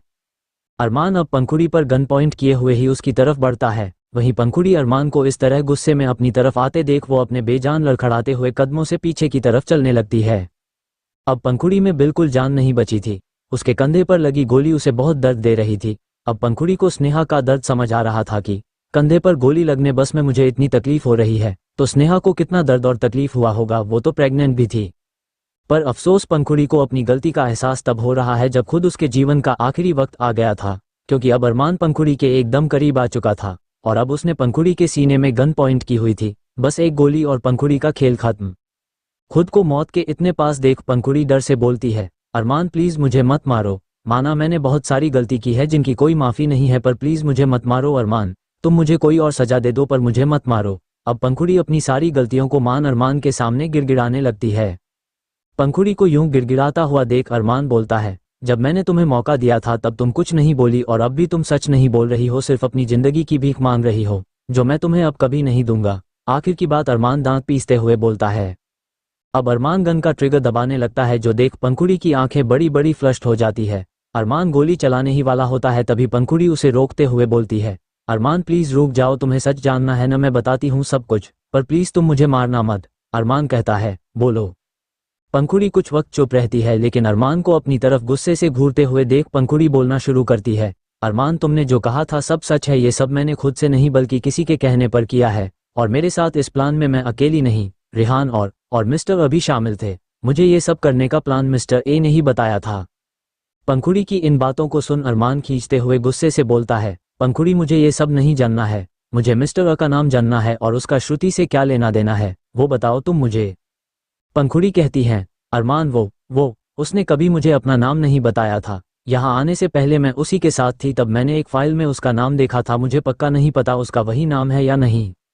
अरमान पूछता है, क्या नाम था वो तुम मुझे बताओ, बाकी उसके बारे में खुद पता कर लूंगा। अब पंखुड़ी फिर से चुप पड़ जाती है, पर वही अरमान की डर की वजह से पंखुड़ी फिर बोलती है, अरमान उस फाइल में नाम लिखा था। पंखुड़ी इसके आगे कुछ और बोलती, उससे पहले ही जंगल के किसी कोने से गोली चलने की आवाज आती है, और वो आकर पंखुड़ी के सीने में लगती है। पंखुड़ी जो पहले ही बड़ी मुश्किल से खड़ी हो पा रही थी, वो ये गोली लगते ही धड़ाम से नीचे जमीन पर गिर जाती है और उसकी आंखें भी बंद हो जाती है। इस अचानक हुए हमले से अरमान के भी होश उड़े हुए थे। वो जमीन पर पड़ी पंखुड़ी को ही देखता रह जाता है। अरमान अपने सेंस में तब आता है जब एक पेड़ के पीछे छुपा लड़का सामने निकलकर अरमान के पास आता है और वो अरमान के कंधे पर हाथ रख बोलता है, अरमान ये तूने क्या किया? तूने सचमुच में पंखुड़ी को मार दिया। हमने तो प्लान किया था तू सिर्फ पंखुड़ी को डराएगा, पर तूने तो उसे मार दिया। अब अरमान अपने सेंस में आ जाता है और वो उस लड़के की तरफ देखता है जो कि अभी भी उसके कंधे पर हाथ रखकर खड़ा था और वो हैरानी भरे भाव से उसी को ही देख रहा था। उस लड़के को देख अरमान बोलता है, ये तू क्या बोल रहा है शिव? शिव नाम सुन आप लोगों को समझ ही आ गया होगा कि जो लड़का पेड़ के पीछे छुपा हुआ था और अभी वहां से निकल कर आया वो और कोई नहीं बल्कि अरमान का दोस्त शिव है। अब शिव यहाँ क्या कर रहा है तो मैं बताती हूँ ना। अरमान के डिवोर्स पेपर पर साइन करते वक्त जो रिकॉर्डिंग की आवाज आई थी जिसमें पंखुड़ी के सारे गुनाह उसी के मुंह से बोले गए थे, वो रिकॉर्डिंग शिव ने ही प्ले की थी। अब आप लोग सोच रहे होंगे वो रिकॉर्डिंग शिव के पास कैसे और कहां से आई। तो जैसा कि अब आप सबको पता है कि जो कुछ पिछले कुछ समय से हो रहा था वो सब एक नाटक था और उस नाटक में अरमान के साथ उसकी फैमिली भी उसका पूरा साथ दे रही थी। अरमान घर में नहीं होता तो वो लोग पंखुड़ी रिहान पर पूरी तरह से नजर रखते थे। तो ये रिकॉर्डिंग वाला पूरा आइडिया सब फैमिली वालों और शिव के दिमाग का ही कमाल है, जिसकी वजह से आज पंखुड़ी के सारे प्लान ही नहीं बल्कि उसका सालों से छुपा हुआ राज भी सबके सामने है। अब सवाल ये बनता है कि ये सब कब और कैसे हुआ, तो चलो देखते हैं। आप लोगों को याद ही होगा ड्रग्स वाले मैटर के बाद अगली सुबह अरमान की नींद काफी लेट खुलती है और अरमान के सोने का फायदा उठा पंखुड़ी निकल लेती रिहान के साथ मिस्टर से मिलने। पर सो तो अरमान रहा था, न बाकी घर वाले तो जग रहे थे, न बस पंखुड़ी के लिए तो वही लोग काफी थे। अरमान को ड्रग्स देने के बाद और अपनी और अरमान की कुछ करीबी की पिक श्रुति को सेंड करने के बाद पंखुड़ी रात में ही बहुत खुश थी और वो उसी तरह खुश अगली सुबह भी थी। और पंखुड़ी की यही खुशी सबकी आंखों में खटकने लगती है, साथ ही उन्हें सोचने पर मजबूर भी कर देती है कि पंखुड़ी इतनी खुश क्यों है। उन्हें इसी बात का जवाब नहीं मिलता, तभी बीच में ही पंखुड़ी मटकते मटकते रिहान के साथ बाहर जाने लगती है। पंखुड़ी का इतना खुश होना, फिर सुबह सुबह ही कहीं इतनी जल्दी में जाना, ये सब देख सभी घरवालों को कुछ गड़बड़ लगती है। पर उन्हें समझ नहीं आता कि वो क्या करे, कैसे पता लगाए कि वो जा कहाँ रही है। वो उससे पूछते भी तो पंखुड़ी कौन सा सच बताती। पर उस दिन पंखुड़ी हद से ज्यादा ही खुश थी और उसकी खुशी का राज सबको जानना था, साथ ही सबको ये भी जानना था कि पंखुड़ी इतनी सुबह कहाँ जा रही है। पर फिर वही सवाल आ जाता है कि वो सब पता कैसे करें। बस फिर यहाँ फिर से शिव का खुरापाती दिमाग चलता है। वो पंखुड़ी रिहान से छुप एक छोटा सा रिकॉर्डिंग डिवाइस पंखुड़ी के बैग में डाल देता है। ये एक ऐसी रिकॉर्डिंग डिवाइस थी जिसमें उसके आसपास हो रही सारी बातें रिकॉर्ड भी होती है, साथ ही अगर ये डिवाइस किसी चीज जैसे मोबाइल से कनेक्ट है तो जो सारी बातें रिकॉर्ड हो रही है वही सारी बातें सेम टाइम पर कनेक्टेड चीज पर सुनाई भी देता है। मतलब दूसरे साइड का व्यक्ति अगर दूर भी है फिर भी वो सब सुन सकता है। शिव ने ये डिवाइस तो ऐसे ही मजाक में पंखुड़ी के बैग में रख दिया था, ये सोचकर कि कुछ तो पता चलेगा कि पंखुड़ी आज इतनी खुश क्यों है और वो कहाँ जा रही है। बट किसी को कहाँ पता था शिव की ये मजाक में की गई हरकत पंखुड़ी का इतना बड़ा राज खोल कर रख देगी। अब लोग ये मत बोल देना कि ये रिकॉर्डिंग डिवाइस शिव के पास कहाँ से आई। अरे रही होगी उसके पास एक छोटा सा रिकॉर्डिंग डिवाइस ही तो था। और ये भी मत बोलना ये काम पहले भी वो लोग कर सकते थे। तो मेरी बात में ध्यान देना, शिव ने ये काम मजाक में किया था और शिव की इस हरकत पर सभी लोग भी साथ देते हैं कि कुछ तो पता चलेगा। उन्हें इस बात की कोई भनक नहीं थी कि पंखुड़ी इतना बड़ा राज छुपा कर बैठी थी। वो रिकॉर्डिंग डिवाइस शिव के मोबाइल से कनेक्ट होता है तो रिहान और पंखुड़ी के कपूर मेंशन से निकलने के बाद उन दोनों के बीच जितनी भी बात होती है, फिर मिस्टर ए, पंखुड़ी, रिहान, उन तीनों के बीच भी जितनी बात होती है वो सारी बातें इधर घर पर शिव के मोबाइल में सुनाई देती है, जो कि पूरे घर वाले सुनते हैं और अरमान भी सुनता है। सबको पंखुड़ी का रात में अरमान को ड्रग्स देने वाली बात भी पता चल जाती है और उसने श्रुति को क्या भेजा वो भी, और पंखुड़ी और रिहान किसी मिस्टर ए के नाम के शख्स से मिलने गए हैं ये बात भी पता चल जाती है। साथ ही उन तीनों ने क्या क्या साजिश की वो भी, और पंखुड़ी का सबसे बड़ा गुनाह भी पता चल जाता है, जो कि सिर्फ और सिर्फ इस रिकॉर्डिंग डिवाइस की वजह से ही पता चला। नहीं तो सबकी नज़रों में तो स्नेहा का मरना एक एक्सीडेंट था और कभी किसी को नहीं पता चलता कि पंखुड़ी की वजह से आज स्नेहा नहीं रही। उस रिकॉर्डिंग डिवाइस की वजह से सबको पंखुड़ी को सारा सच पता चल चुका था, जो कि उनने कभी सोचा भी नहीं था वो सच भी। तभी तो जब पंखुड़ी मिस्टर से मिलने के बाद कपूर मैंशन आती है तो सब उसको गुस्से से देख रहे थे। एक और बात आप लोगों को बता दूं, अरमान को मिस्टर ए के बारे में इस रिकॉर्डिंग डिवाइस के वजह से ही पता चलता है। उसे पहले से मिस्टर ए के बारे में कुछ नहीं पता था। बस पहले से अरमान को इतना ही पता था कि स्नेहा के चेहरे में जो लड़की है उसके साथ कोई और भी मिला हुआ है, जो कि श्रुति से जुड़ा हुआ है। पर वो कौन है ये बात अरमान को स्नेहा के चेहरे में पंखुड़ी है ये सच जानने के बाद भी नहीं पता चलती है। पंखुड़ी के साथ इस खेल में कौन शामिल है और उसका श्रुति से क्या जोड़ है, इसी सच को जानने के लिए अरमान को जब पता चल जाता है कि स्नेहा के चेहरे में पंखुड़ी है, फिर भी वो पंखुड़ी को अपने घर में रखता है, क्योंकि पंखुड़ी बस एक मोहरा थी। इन सब के पीछे तो असली खिलाड़ी कोई और ही था, जो कि मिस्टर अ था, जिसके बारे में अरमान को आज ही पता चला, और बाकी सबको भी। शायद ये खेल अभी और चलता जब तक कि अरमान मिस्टर अ के बारे में कुछ पता न कर लेता, पर पंखुड़ी का राज जान कि उसने स्नेहा के साथ क्या किया था। ये सब जानने के बाद अरमान ने ठान लिया कि अब वो पंखुड़ी का खेल खत्म करके ही रहेगा और उसको अच्छा सबक सिखा उसके मुंह से ही सारी बातें निकलवाएगा। हाँ, पंखुड़ी की सच्चाई घर पर भी समाने लाई जा सकती थी, लेकिन किसी को खूब ऊंचाई तक ले जाओ और वहां से नीचे फेंकने में जो मजा है वो नॉर्मल सी बात में कहा है, वही अरमान पंखुड़ी के साथ करता है। रिकॉर्डिंग डिवाइस की वजह से अरमान को पता था कि पंखुड़ी उसके साथ बाहर जाकर श्रुति को डिवोर्स देने वाली बात करेगी, इसलिए वो उसकी सारी बातें मानता जाता है, जिससे पंखुड़ी की खुशी का ठिकाना नहीं होता है। पंखुड़ी डिवोर्स पेपर भी अरमान को दे देती है, जिस पर भी अरमान कोई आपत्ति नहीं दिखाता और उन पर साइन करने का नाटक करने लगता है। अरमान के ऐसा करने पर आपने देखा ही था कि कैसे पंखुड़ी खुशी के सतावे आसमान पर उड़ रही थी, लेकिन फिर आपने ये भी देखा कि वो उस आसमान में ज्यादा उड़ नहीं पाई। वो कुछ ही पल में ऐसी मुंह के बल गिरी कि अब शायद कभी उठ ही ना पाए। बाकी जो कुछ हुआ वो तो आपने देखा ही, कैसे अरमान ने पंखुड़ी की बुरी हालत कर दी। अब हम चलते हैं अपनी स्टोरी में आगे। अरमान बोलता है, ये तू क्या बोल रहा है शिव, ये गोली मैंने नहीं चलाई, ये बोल। अरमान जंगल के चारों तरफ अपनी नज़र धूमा देखने लगता है। अरमान को यूं चारों तरफ देखते हुए देख शिव बोलता है, अरमान तू ये इधर उधर देखते हुए क्या देख रहा है। अरमान कहता है, शिव कोई हम पर नजर रखे हुए हैं और ये गोली उसी ने पंखुड़ी को मारी है। अरमान की बात सुन अब शिव भी शॉक था और अब वो भी जंगल के चारों तरफ देखने लगता है, लेकिन शिव को कोई नहीं नजर आता है। तो शिव बोलता है, यहाँ तो कोई नजर नहीं आ रहा है और ये तो जंगल है, जिसने भी ये किया पता नहीं वो अब कहाँ छुप गया होगा। ये बोल शिव अरमान की तरफ देखता है, जो कि अब नीचे खून से लटपट पड़ी पंखुड़ी के पास बैठा हुआ था और उससे होश में लाने की कोशिश कर रहा था। शिव भी अरमान के पास जाता है और बोलता है, अरमान ये तू क्या कर रहा है, वो मर चुकी है। अरमान गुस्से से शिव को देखते हुए बोलता है, शिव अभी मरी नहीं है, ये अभी भी इसकी सांसें चल रही है, शायद बेहोश हुई है, इसलिए तू जल्दी से पानी की बोतल कार से निकाल कर ला, शायद उससे पंखुड़ी को होश आए। शिव अरमान की बात मान वहीं जमीन पर पड़ी कार की उठाता है, जो पंखुड़ी के हाथ से गिर गई थी, और जल्दी से कार से पानी की बोतल निकाल वापस अरमान के पास आ जाता है और वो पानी का बोतल अरमान को देते हुए उसी की साइड में बैठ जाता है। अरमान अब पंखुड़ी के फेस पर पानी छिड़कता है, फिर भी पंखुड़ी होश में नहीं आती है। फिर ऐसा अरमान 3-4 बार और करता है, फिर भी पंखुड़ी नहीं उठती है। अब शिव और अरमान दोनों ही टेंशन में आ जाते हैं कि अगर पंखुड़ी को कुछ हो गया तो सब कुछ बिगड़ जाएगा। अरमान शिव उम्मीद खोने लगते हैं। तभी दोनों को किसी की बहुत मरी सी आवाज में खांसने की आवाज आती है और ये आवाज पंखुड़ी की ही थी, जो कि अब हल्के होश में थी। उसकी आंखें न के बराबर खुली थी, पर आंखों से आंसू बह रहे थे। उसका पूरा चेहरा सफेद पड़ चुका था। वो गहरी सांसें ले बहुत धीरे से अरमान का नाम लेती है, अरमान। वहीं अरमान भी पंखुड़ी के इस तरह होश में आने से और उसकी ये हालत देख वो उसके सिर को अपने पैर पर रख लेता है और बोलता है, पंखुड़ी तुम ठीक हो। पंखुड़ी अरमान की इस बात का कोई जवाब नहीं देती, बल्कि वो अरमान के चेहरे की तरफ देख धीरे धीरे बोलते हुए कभी बीच में खांसती तो कभी गहरी सांसें लेते हुए बोलती है, अरमान मुझे तुम्हें कुछ बताना है। अरमान कहता है, हाँ बोलो पंखुड़ी। पंखुड़ी को बोलने में बहुत तकलीफ हो रही थी। ऐसा लग रहा था अब किसी भी पल पंखुड़ी की सांसें रुक जाएंगी और अब रुकेगी तो शायद कभी न वापस आए। पर फिर भी पंखुड़ी बोलने की कोशिश करते हुए बोलती है, अरमान शायद अब मैं न बचूं और जो मैंने किया शायद यही मेरी सजा है। पर अरमान तुम उससे श्रुति को बचा लो, वो श्रुति को। अब पंखुड़ी से बिल्कुल नहीं बोला जा रहा था। वहीं पंखुड़ी की अधूरी बात सुन अरमान और शिव दोनों ही हैरान हो जाते हैं। अरमान पंखुड़ी से पूछता है, पंखुड़ी किससे, श्रुति को?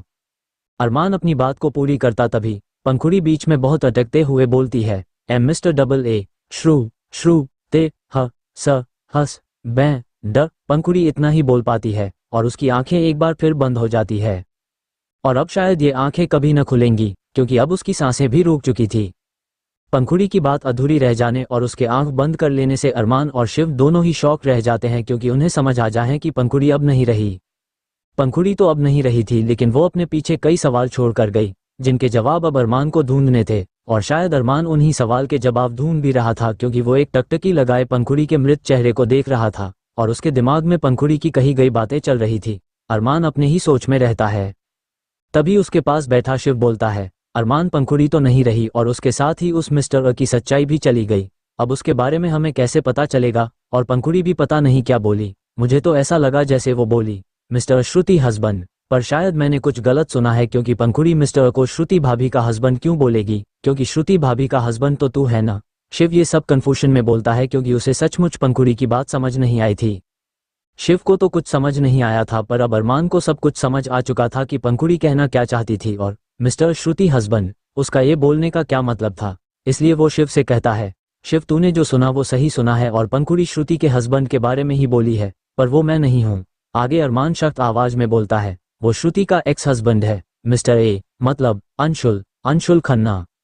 अरमान को ये बात इतनी जल्दी इसलिए समझ आ जाती है क्योंकि उसे श्रुति के पास्ट के बारे में सब पता है और उसके एक्स हस्बैंड के बारे में भी कि वो कैसा आदमी था और उसने श्रुति को कितना परेशान कर रखा था। तो जब अरमान ने पंखुड़ी के मुंह से ये सुना कि मिस्टर श्रुति हस्बैंड, पहले तो अरमान भी सोच में पड़ जाता है कि पंखुड़ी के कहने का क्या मतलब था। श्रुति का हस्बैंड मतलब क्या, वो तो मैं हूँ। पर फिर अरमान मिस्टर ए नाम और रिकॉर्डिंग में सुनी कुछ मिस्टर ए की बातों को याद करता है।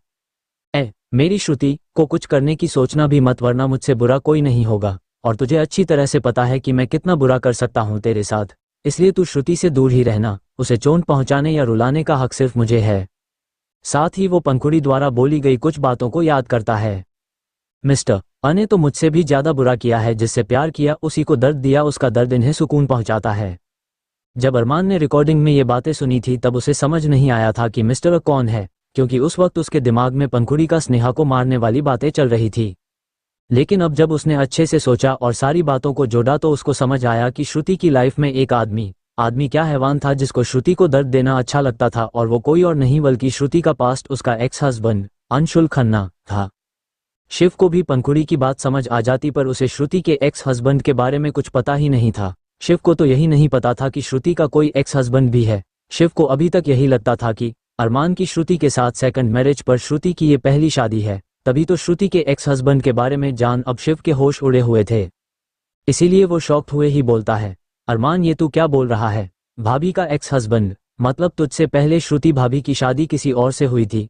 शिव की इस बात पर अरमान कहता है, शिव अभी ये सब बात करने टाइम नहीं है, अभी हमें। अरमान अपनी बात पूरी करता तभी बीच में शिव का मोबाइल बजने लगता है, इसलिए फिर अरमान रुक जाता है और शिव अपने पेंट के पॉकेट से मोबाइल निकालकर पहले हैरानी से अरमान की तरफ देखता है, फिर कॉल को पिक करता है। कॉल पर रहा व्यक्ति न जाने क्या बोलता है कि शिव अपना सिर पकड़ लेता है और बोलता है, ओ माय गॉड ये हो क्या रहा है? शिव के ऐसे आश्चर्य वाले भाव देख अरमान उसकी तरफ सवाल भरी नजरों से देखता है।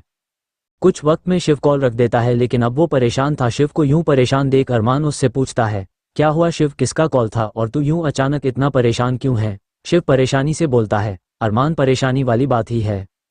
अरमान बोलता है, शिव बात को घुमा मत, सीधे सीधे बता कॉल किसका था? और वो बोला क्या? अब शिव बताता है, अरमान हमारे जिन आदमियों ने रिहान को पकड़ रखा था उन्हीं में एक का कॉल आया था और उसने बताया कि रिहान मर गया। शिव की बात से आप लोगों को समझ ही आ गया होगा कि अरमान ने रिहान को पकड़ रखा था। जाहिर सी बात है, जब वो पंखुड़ी का किस्सा खत्म करना चाहता था तो वो रिहान का भी खेल खत्म करता ही, इसलिए उसने अपने कुछ आदमियों से रिहान को उठवा लिया था। लेकिन पता नहीं कैसे रिहान मर गया, और ये बात अरमान के लिए बहुत ही शॉकिंग है। रिहान भी मर गया। ये बात सुन अरमान शॉक्ड होते हुए बोलता है, क्या ये कैसे हो सकता? शिव कहता है, हो सकता नहीं, हो चुका है। जिसका अभी कॉल आया था उसने बताया कि जैसा हमने बोला था उसने वैसा ही किया था, उसने बस रिहान को पकड़ कर रखा था, उन्होंने उसके साथ किया कुछ नहीं था, लेकिन वो अपने आप ही मर गया।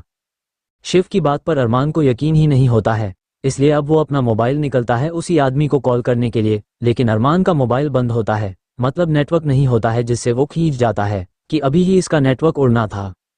इसलिए वो शिव से ही उसका मोबाइल लेता है और उस आदमी को कॉल करता है जिसको उसने रिहान को पकड़ने को बोला था। अरमान के कॉल करने के कुछ सेकंड में ही वो आदमी कॉल उठा लेता है।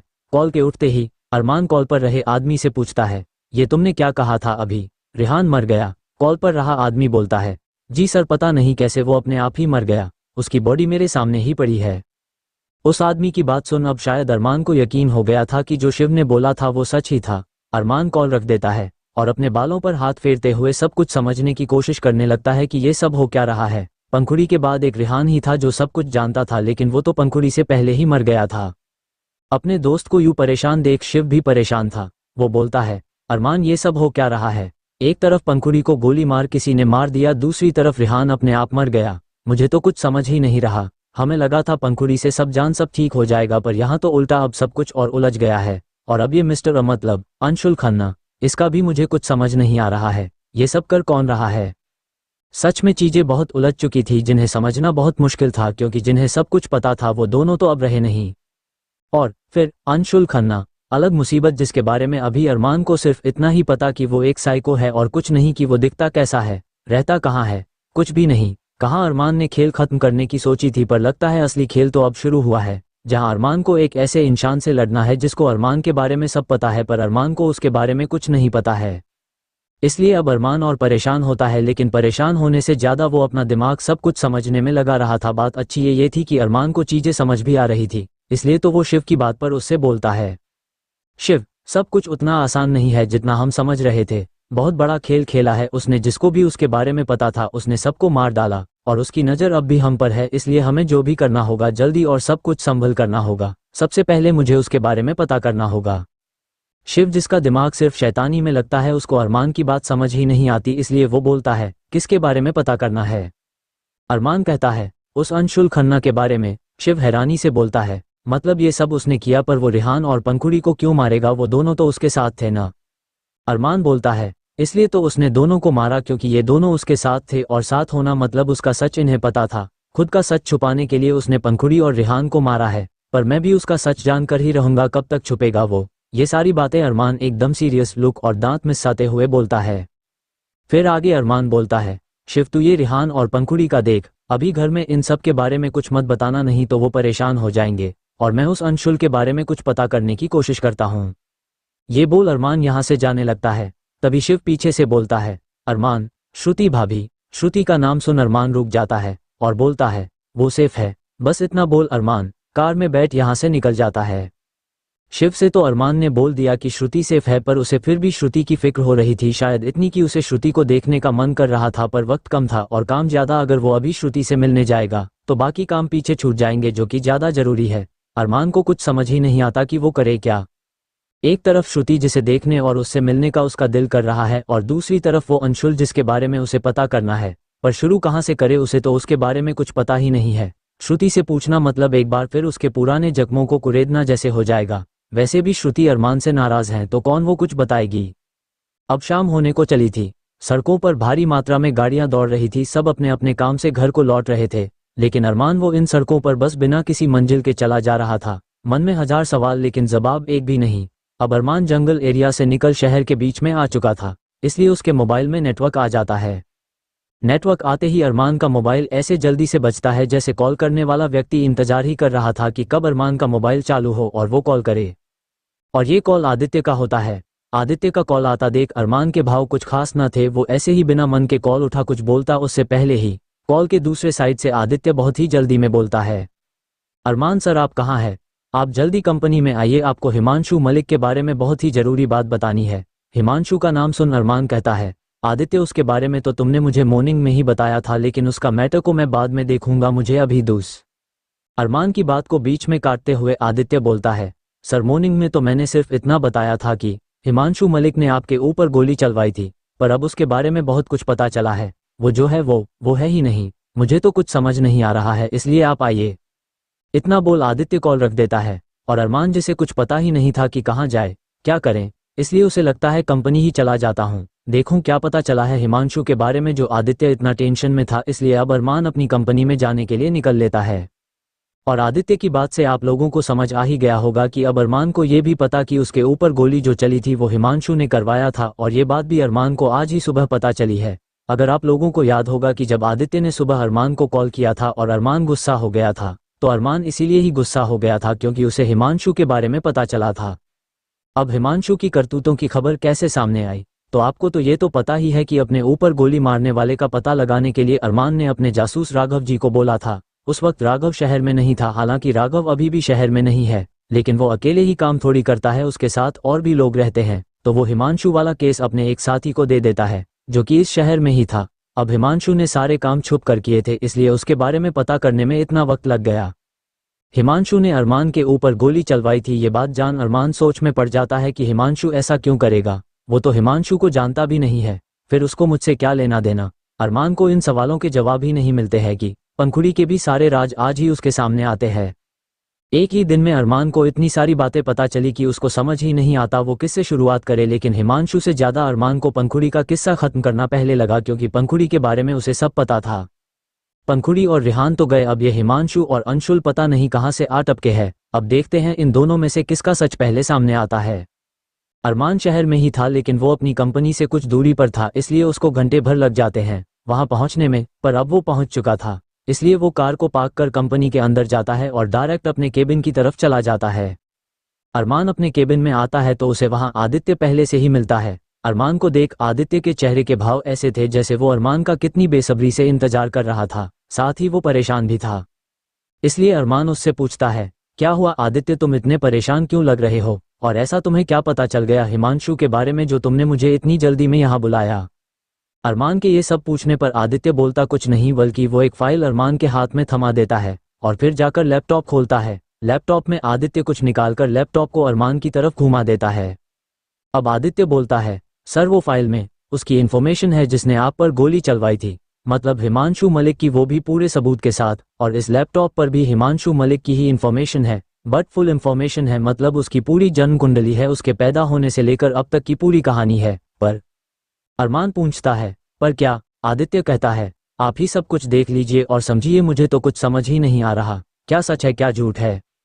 आदित्य की ये बात सुन अरमान सबसे पहले उस फाइल को खोलकर देखता है जो कि उसने पकड़ी थी। फाइल के अंदर हिमांशु से जुड़ी कुछ इन्फॉर्मेशन होती है, जैसे उसकी एक छोटी फोटो, उसका नाम, वो यहाँ कहाँ रहता है, क्या करता है, मतलब जब से हिमांशु यहाँ आया था बस उतनी चीजें लिखी हुई थी। और साथ में एक डीवीडी होता है जिसमें यह सबूत होता है कि अरमान पर गोली हिमांशु ने चलवाई थी। ये बात अरमान को आदित्य ने पहले ही बता दी थी, इसलिए अरमान कोई शॉकिंग रिएक्शन नहीं देता है। लेकिन जब अरमान लैपटॉप में हिमांशु की पूरी इंफॉर्मेशन पढ़ना शुरू करता है तो उसका नाम पढ़ते ही अरमान के होश उड़े हुए थे। अब आप लोग सोच रहे होंगे अरमान ने हिमांशु की इंफॉर्मेशन क्यों निकलवाई और उसके पास ये सब आया कहाँ से। तो जैसा कि आपने देखा था, जब अरमान पहली बार हिमांशु से मिला था तभी उसे हिमांशु कुछ ठीक ठाक नहीं लगा था, फिर वो उसकी कंपनी में भी आ गया, और जब यहाँ अरमान की हिमांशु से दूसरी मुलाकात हुई तो तब तो अरमान को हिमांशु दो मुहा आदमी लगा, जो सामने कुछ और था और पीठ पीछे कुछ और अरमान को जिस पे भी शक होता है वो उसकी जन्म कुंडली निकलवाने में बिल्कुल भी देरी नहीं करता। कौन सा उसे ये काम खुद करने होते हैं, उसने लोग रखे हैं तो इसीलिए न रखे हैं कि अगर उसे किसी पर डाउट है तो वो उसके बारे में पता करके दे, जिससे उसे पता चले सामने वाला भरोसे के लायक है या नहीं। तो जब अरमान को हिमांशु पर डाउट होता है तो वो राघव को बोल देता कि उसे हिमांशु मलिक की पूरी जन्म कुंडली चाहिए। तो अब तक जिस काम में राघव बिजी था वो हिमांशु की इन्फॉर्मेशन ढूंढने में ही लगा था, लेकिन हिमांशु जैसा पगलेट सन की आदमी की जानकारी ढूंढ पाना आसान कहा था, तो सब कुछ पता करने में इतना टाइम लगा जो कि आज ही सामने आया। अरमान पर तो जैसे मुसीबतों का पहाड़ टूट पड़ा हो। वो जैसे जैसे हिमांशु की आगे की इन्फॉर्मेशन रीड कर रहा था उसके चेहरे के भाव से कुछ समझ ही नहीं आ रहा था कि वो गुस्सा है या हैरान या परेशान है। यहाँ अरमान की परेशानियां और उलझनें बढ़ती जा रही थी, तो दूसरी तरफ राहुल के घर पर जो कुछ भी कपूर मैंशन में हुआ और अरमान किन परेशानियों में उलझा हुआ है, इन सारी बातों से अनजान श्रुति ईशान के साथ हंसते मुस्कराते हुए खेल रही थी। हाँ, वो हंस जरूर रही थी, लेकिन बस बाहर से, क्योंकि अंदर से वो कितनी परेशान है वो श्रुति ही जानती थी। वो अपनी उलझन, अपनी तकलीफ किसी को बता भी नहीं पा रही थी, और बताती भी किससे। एक भाई भाभी ही तो है, उनको कब तक अपने वजह से परेशान करेगी वो। फिर बचा ईशान जो कि अभी बच्चा है, उससे क्या ही बताएगी वो। इसलिए वो ईशान में ही अपना मन लगाने की कोशिश कर रही थी और उसके साथ खेल, थोड़ा मन को बहलाने की कोशिश। ईशान साथ हो और श्रुति मुस्कुराए ना, ऐसा हो ही नहीं सकता। ईशान की क्यूट क्यूट हरकतें और बातें श्रुति को सारी टेंशन भूल मुस्कुराने पर मजबूर कर ही देती हैं। इसलिए तो वो उसके साथ खेलते हुए हंस रही है, और ये नज़ारा राहुल और रेखा दोनों देख रहे थे। रेखा अभी अपने रूम से आई थी और राहुल अभी बाहर से, और ईशान श्रुति हॉल में नीचे फर्श पर बैठे हुए खेल रहे थे। दोनों को यूं साथ में खेलते देख राहुल रेखा साथ में बोलते हैं, ओ माँ बेटे, हमें भी अपने साथ शामिल कर लो, यूं अकेले अकेले न खेलो। राहुल रेखा के ऐसे बोलने से श्रुति ईशान दोनों एक बार राहुल की तरफ देखते हैं, फिर रेखा की तरफ। राहुल को देख ईशान अपनी जगह से उठ राहुल की तरफ भागते हुए बोलता है, मामू आप आ गए। ईशान को अपनी तरफ भागते आते हुए देख राहुल भी ईशान की तरफ बढ़ता है और उसे अपनी गोद में उठा लेता है, क्योंकि ईशान इसीलिए राहुल के पास भागते हुए गया था। उसको कोई अब गोद में नहीं लेता, ना तो उसने अब राहुल को पकड़ लिया है। हाय ये BCCH ए ग्रिन।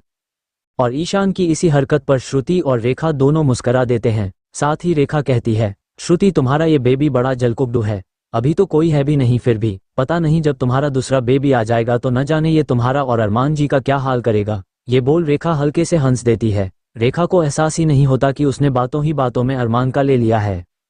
और अरमान का नाम सुनते ही श्रुति का मुस्कुराता हुआ चेहरा फिर से उतर जाता है, जो कि सब लोग देखते हैं। राहुल और रेखा तो जानते हैं कि श्रुति का चेहरा क्यों उतर गया, इसलिए वो कुछ नहीं बोलते हैं। लेकिन ईशान वो तो बच्चा है, उसे क्या पता श्रुति की उदासी का कारण क्या है, इसलिए वो राहुल से बोलता है, मामू, जब भी डैडी की बात होती है तो मम्मा सेड और गुस्सा क्यों हो जाती हैं, और मम्मा डैडी से बात भी नहीं करती हैं और न मिलती हैं, क्या मम्मा डैडी से नाराज हैं? ईशान के इन मासूमियत भरे सवाल पर राहुल ईशान से कहता है, बेबी ऐसा कुछ नहीं है, अब पढ़ाई और खेलने में ध्यान लगाओ, इन सब में नहीं। ईशान तो ईशान है, उसके दिमाग में एक बार सवाल आ गए तो खत्म ही न होते हैं। राहुल के समझाने पर भी ईशान न मानता है और वो अब राहुल के गोद से उतर वापस श्रुति के पास पहुंच जाता है। श्रुति बैठी थी तो ईशान श्रुति के बराबर ही था, इसलिए वो श्रुति को हग कर लेता है और अपनी क्यूट सी तोतली आवाज में बोलता है, मम्मा आप सेट क्यों रहते हो? आप मेरी पहले वाली मम्मा जैसे क्यों नहीं रहते, जो मेरे साथ बहुत खेलती थी और मस्ती करती थी और मेरे साथ मिलकर कर डैडी को परेशान करती थी। हाँ। अब ईशान श्रुति से अलग होता है और उसके चेहरे की तरफ देख आगे बोलता है, मम्मा डैडी ने आप पर गुस्सा किया क्या? वो ऐसे ही हमेशा गुस्सा करते हैं, मुझे भी डांट देते हैं कभी कभी, इसलिए आप सेड मत हो, और आज जब डैडी आएंगे न तो मैं उनकी पिटाई करूंगा और उनको बोलूंगा वो आपको सॉरी बोले, फिर सब ठीक हो जाएगा। ये बोल ईशान फिर से श्रुति को हक कर लेता है। ईशान ने तो ये सब श्रुति को मनाने और उसका मूड ठीक करने के लिए बोला था, लेकिन उस बच्चे को क्या पता कि उसकी इन बातों से उसकी मम्मा हैप्पी नहीं बल्कि और सैड हो गई। पर वही अब श्रुति अपना दुख किसी को दिखाना नहीं चाहती थी, इसलिए अब वो जल्दी से अपने चेहरे के भाव बदल लेती है और ऐसे रिएक्ट करती है जैसे कुछ बात हुई ही ना हो। वो ईशान से कहती है, अच्छा शैतान, अब अपने ये सवाल बंद करो और मैं बदली नहीं हूँ, मैं आपकी वही पुरानी मम्मा हूँ। ये बोल श्रुति हल्के से ईशान के पेट में गुदगुदी कर देती है, जिससे ईशान हंसने लगता है और श्रुति मुस्कुरा देती है। अब दोनों माँ बेटे फर्श से उठ जाकर सोफे पर बैठ मस्ती करने लगते हैं। राहुल रेखा भी उन्हीं के पास आकर बैठते हैं। श्रुति मुस्कुरा रही थी, लेकिन राहुल वो श्रुति के इस मुस्कुराहट के पीछे छुपे गम को भांप लेता है, इसलिए वो श्रुति से कहता है, श्रुति एक बात कहूँ। श्रुति जो ईशान में बिजी थी वो राहुल की तरफ देख बोलती है, हाँ भाई बोलो। अब राहुल श्रुति के बाजू में बैठ श्रुति के बालों को हल्के से सहलाते हुए बोलता है, श्रुति ज्यादा नहीं पर एक छोटी सी बात कह रहा हूँ, हमें कभी भी जिद और गुस्से में आकर कोई काम नहीं करना चाहिए, खास तौर पर वो काम तो बिल्कुल भी नहीं जो हमें खुद को तकलीफ दे। गुस्सा हमारे सोचने विचारने की शक्ति को खत्म कर देता और अक्सर हम बातों को गलत तरीके से देखने लगते हैं और फिर गलत डिसीजन भी ले लेते हैं, इसलिए हर चीज को ठंडे दिमाग से सोचो फिर कोई फैसला लो। राहुल की इस बात पर श्रुति चुप सी पड़ जाती है और सोचने लगती है कि कहीं उसने भी तो कोई गलत फैसला तो नहीं लिया, और एक बार फिर से उसका चेहरा उतर जाता है क्योंकि वो अपने और अरमान के डिवोर्स के बारे में सोचने लगती है कि ये फैसला उसका सही है या गलत। श्रुति को यूं सोच में डूबा देख राहुल और भी कुछ बोलना चाहता था, लेकिन बीच में उसका मोबाइल बजने लगता है। न जाने किसका कॉल आ रहा था कि राहुल कॉल बाद में उठाता है। सबसे पहले वो श्रुति की तरफ देखता है, जो कि अभी भी अपनी ही सोच में थी। राहुल एक नज़र श्रुति की तरफ देख कॉल उठा लेता है। राहुल कॉल तो उठाता है, लेकिन कॉल के दूसरे साइड वाला व्यक्ति राहुल को कुछ बोलने का मौका ही नहीं देता है। न जाने क्या क्या बोल वो कॉल कर देता है और राहुल ओके सर बस बोल के रह जाता है। पर अब राहुल को भी बड़ी जल्दी होती है। वो रेखा श्रुति से कहता है, तुम दोनों अच्छे से रहना, कुछ जरूरत पड़े तो सुमन को बोल देना और घर से बाहर मत जाना। वैसे गार्ड्स तो है, लेकिन अगर कुछ अजीब लगे तो तुरंत मुझे कॉल करना, मैं आता हूँ कुछ ही देर में। ये बोल राहुल चला जाता है और रेखा श्रुति हैरान ही रह जाती है कि राहुल इतनी जल्दी में गया कहाँ, ये लोग उससे कुछ पूछ ही ना पाए। अरमान की कंपनी में अरमान अब तक हिमांशु के बारे में सारी इंफॉर्मेशन रीड कर चुका था और हिमांशु के बारे में जान अरमान इतना शॉक था जितना शॉक वो कभी न हुआ होगा, जैसे हिमांशु का सच जान अरमान को झटका सा लगा हो। और अरमान की ऐसी हालत इसलिए थी क्योंकि हिमांशु की सारी हरकतें श्रुति के एक्स हस्बैंड अंशुल खन्ना से मिलती जुलती थी। मिलती जुलती क्या, पूरी तरह से उसी तरह ही थी। ऐसा मान लो, चाहे हिमांशु को देख लो या अंशुल को, दोनों एक ही है, शायद हो भी। हिमांशु की इंफॉर्मेशन से साफ साफ पता चल रहा था कि वो अंशुल खन्ना ही है, क्योंकि सबसे पहले तो उसका नाम ही इस इंफॉर्मेशन में हिमांशु मलिक की जगह अंशुल खन्ना लिखा हुआ था। दूसरा, वो भी देहरादून का रहने वाला था। फिर उसका नेचर पूरा साइको वाला, और मोस्ट इम्पोर्टेंट उसकी एक्स वाइफ का नाम भी लिखा हुआ था, और वो था श्रुति अरोड़ा। साथ ही ये भी कि वो जेल से भागा हुआ मुजरिम है। इन सब चीजों को जानकर तो कोई भी बता देगा कि वो अंशुल खन्ना ही है जो अंशुल को जानते होंगे।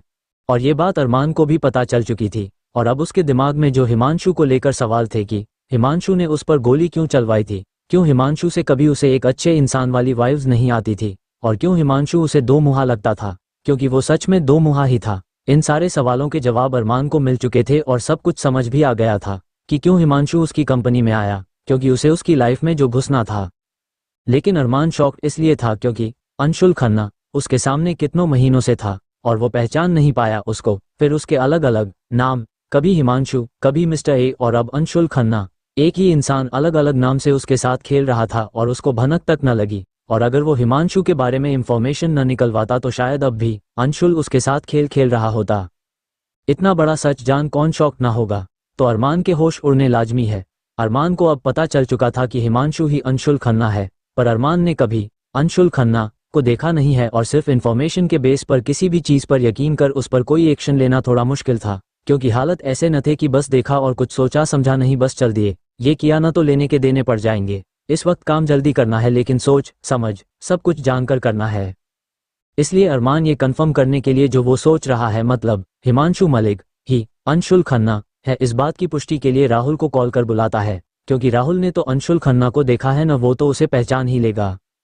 इससे तो आपको समझ आ ही गया होगा कि जो राहुल को कॉल आया था वो अरमान का था और अरमान ने राहुल को जल्दी कंपनी में आने को बोला था। इसलिए राहुल बड़ी फुर्ती से घर से निकलता है और अब राहुल भी यहाँ अरमान की कंपनी में पहुंच चुका है।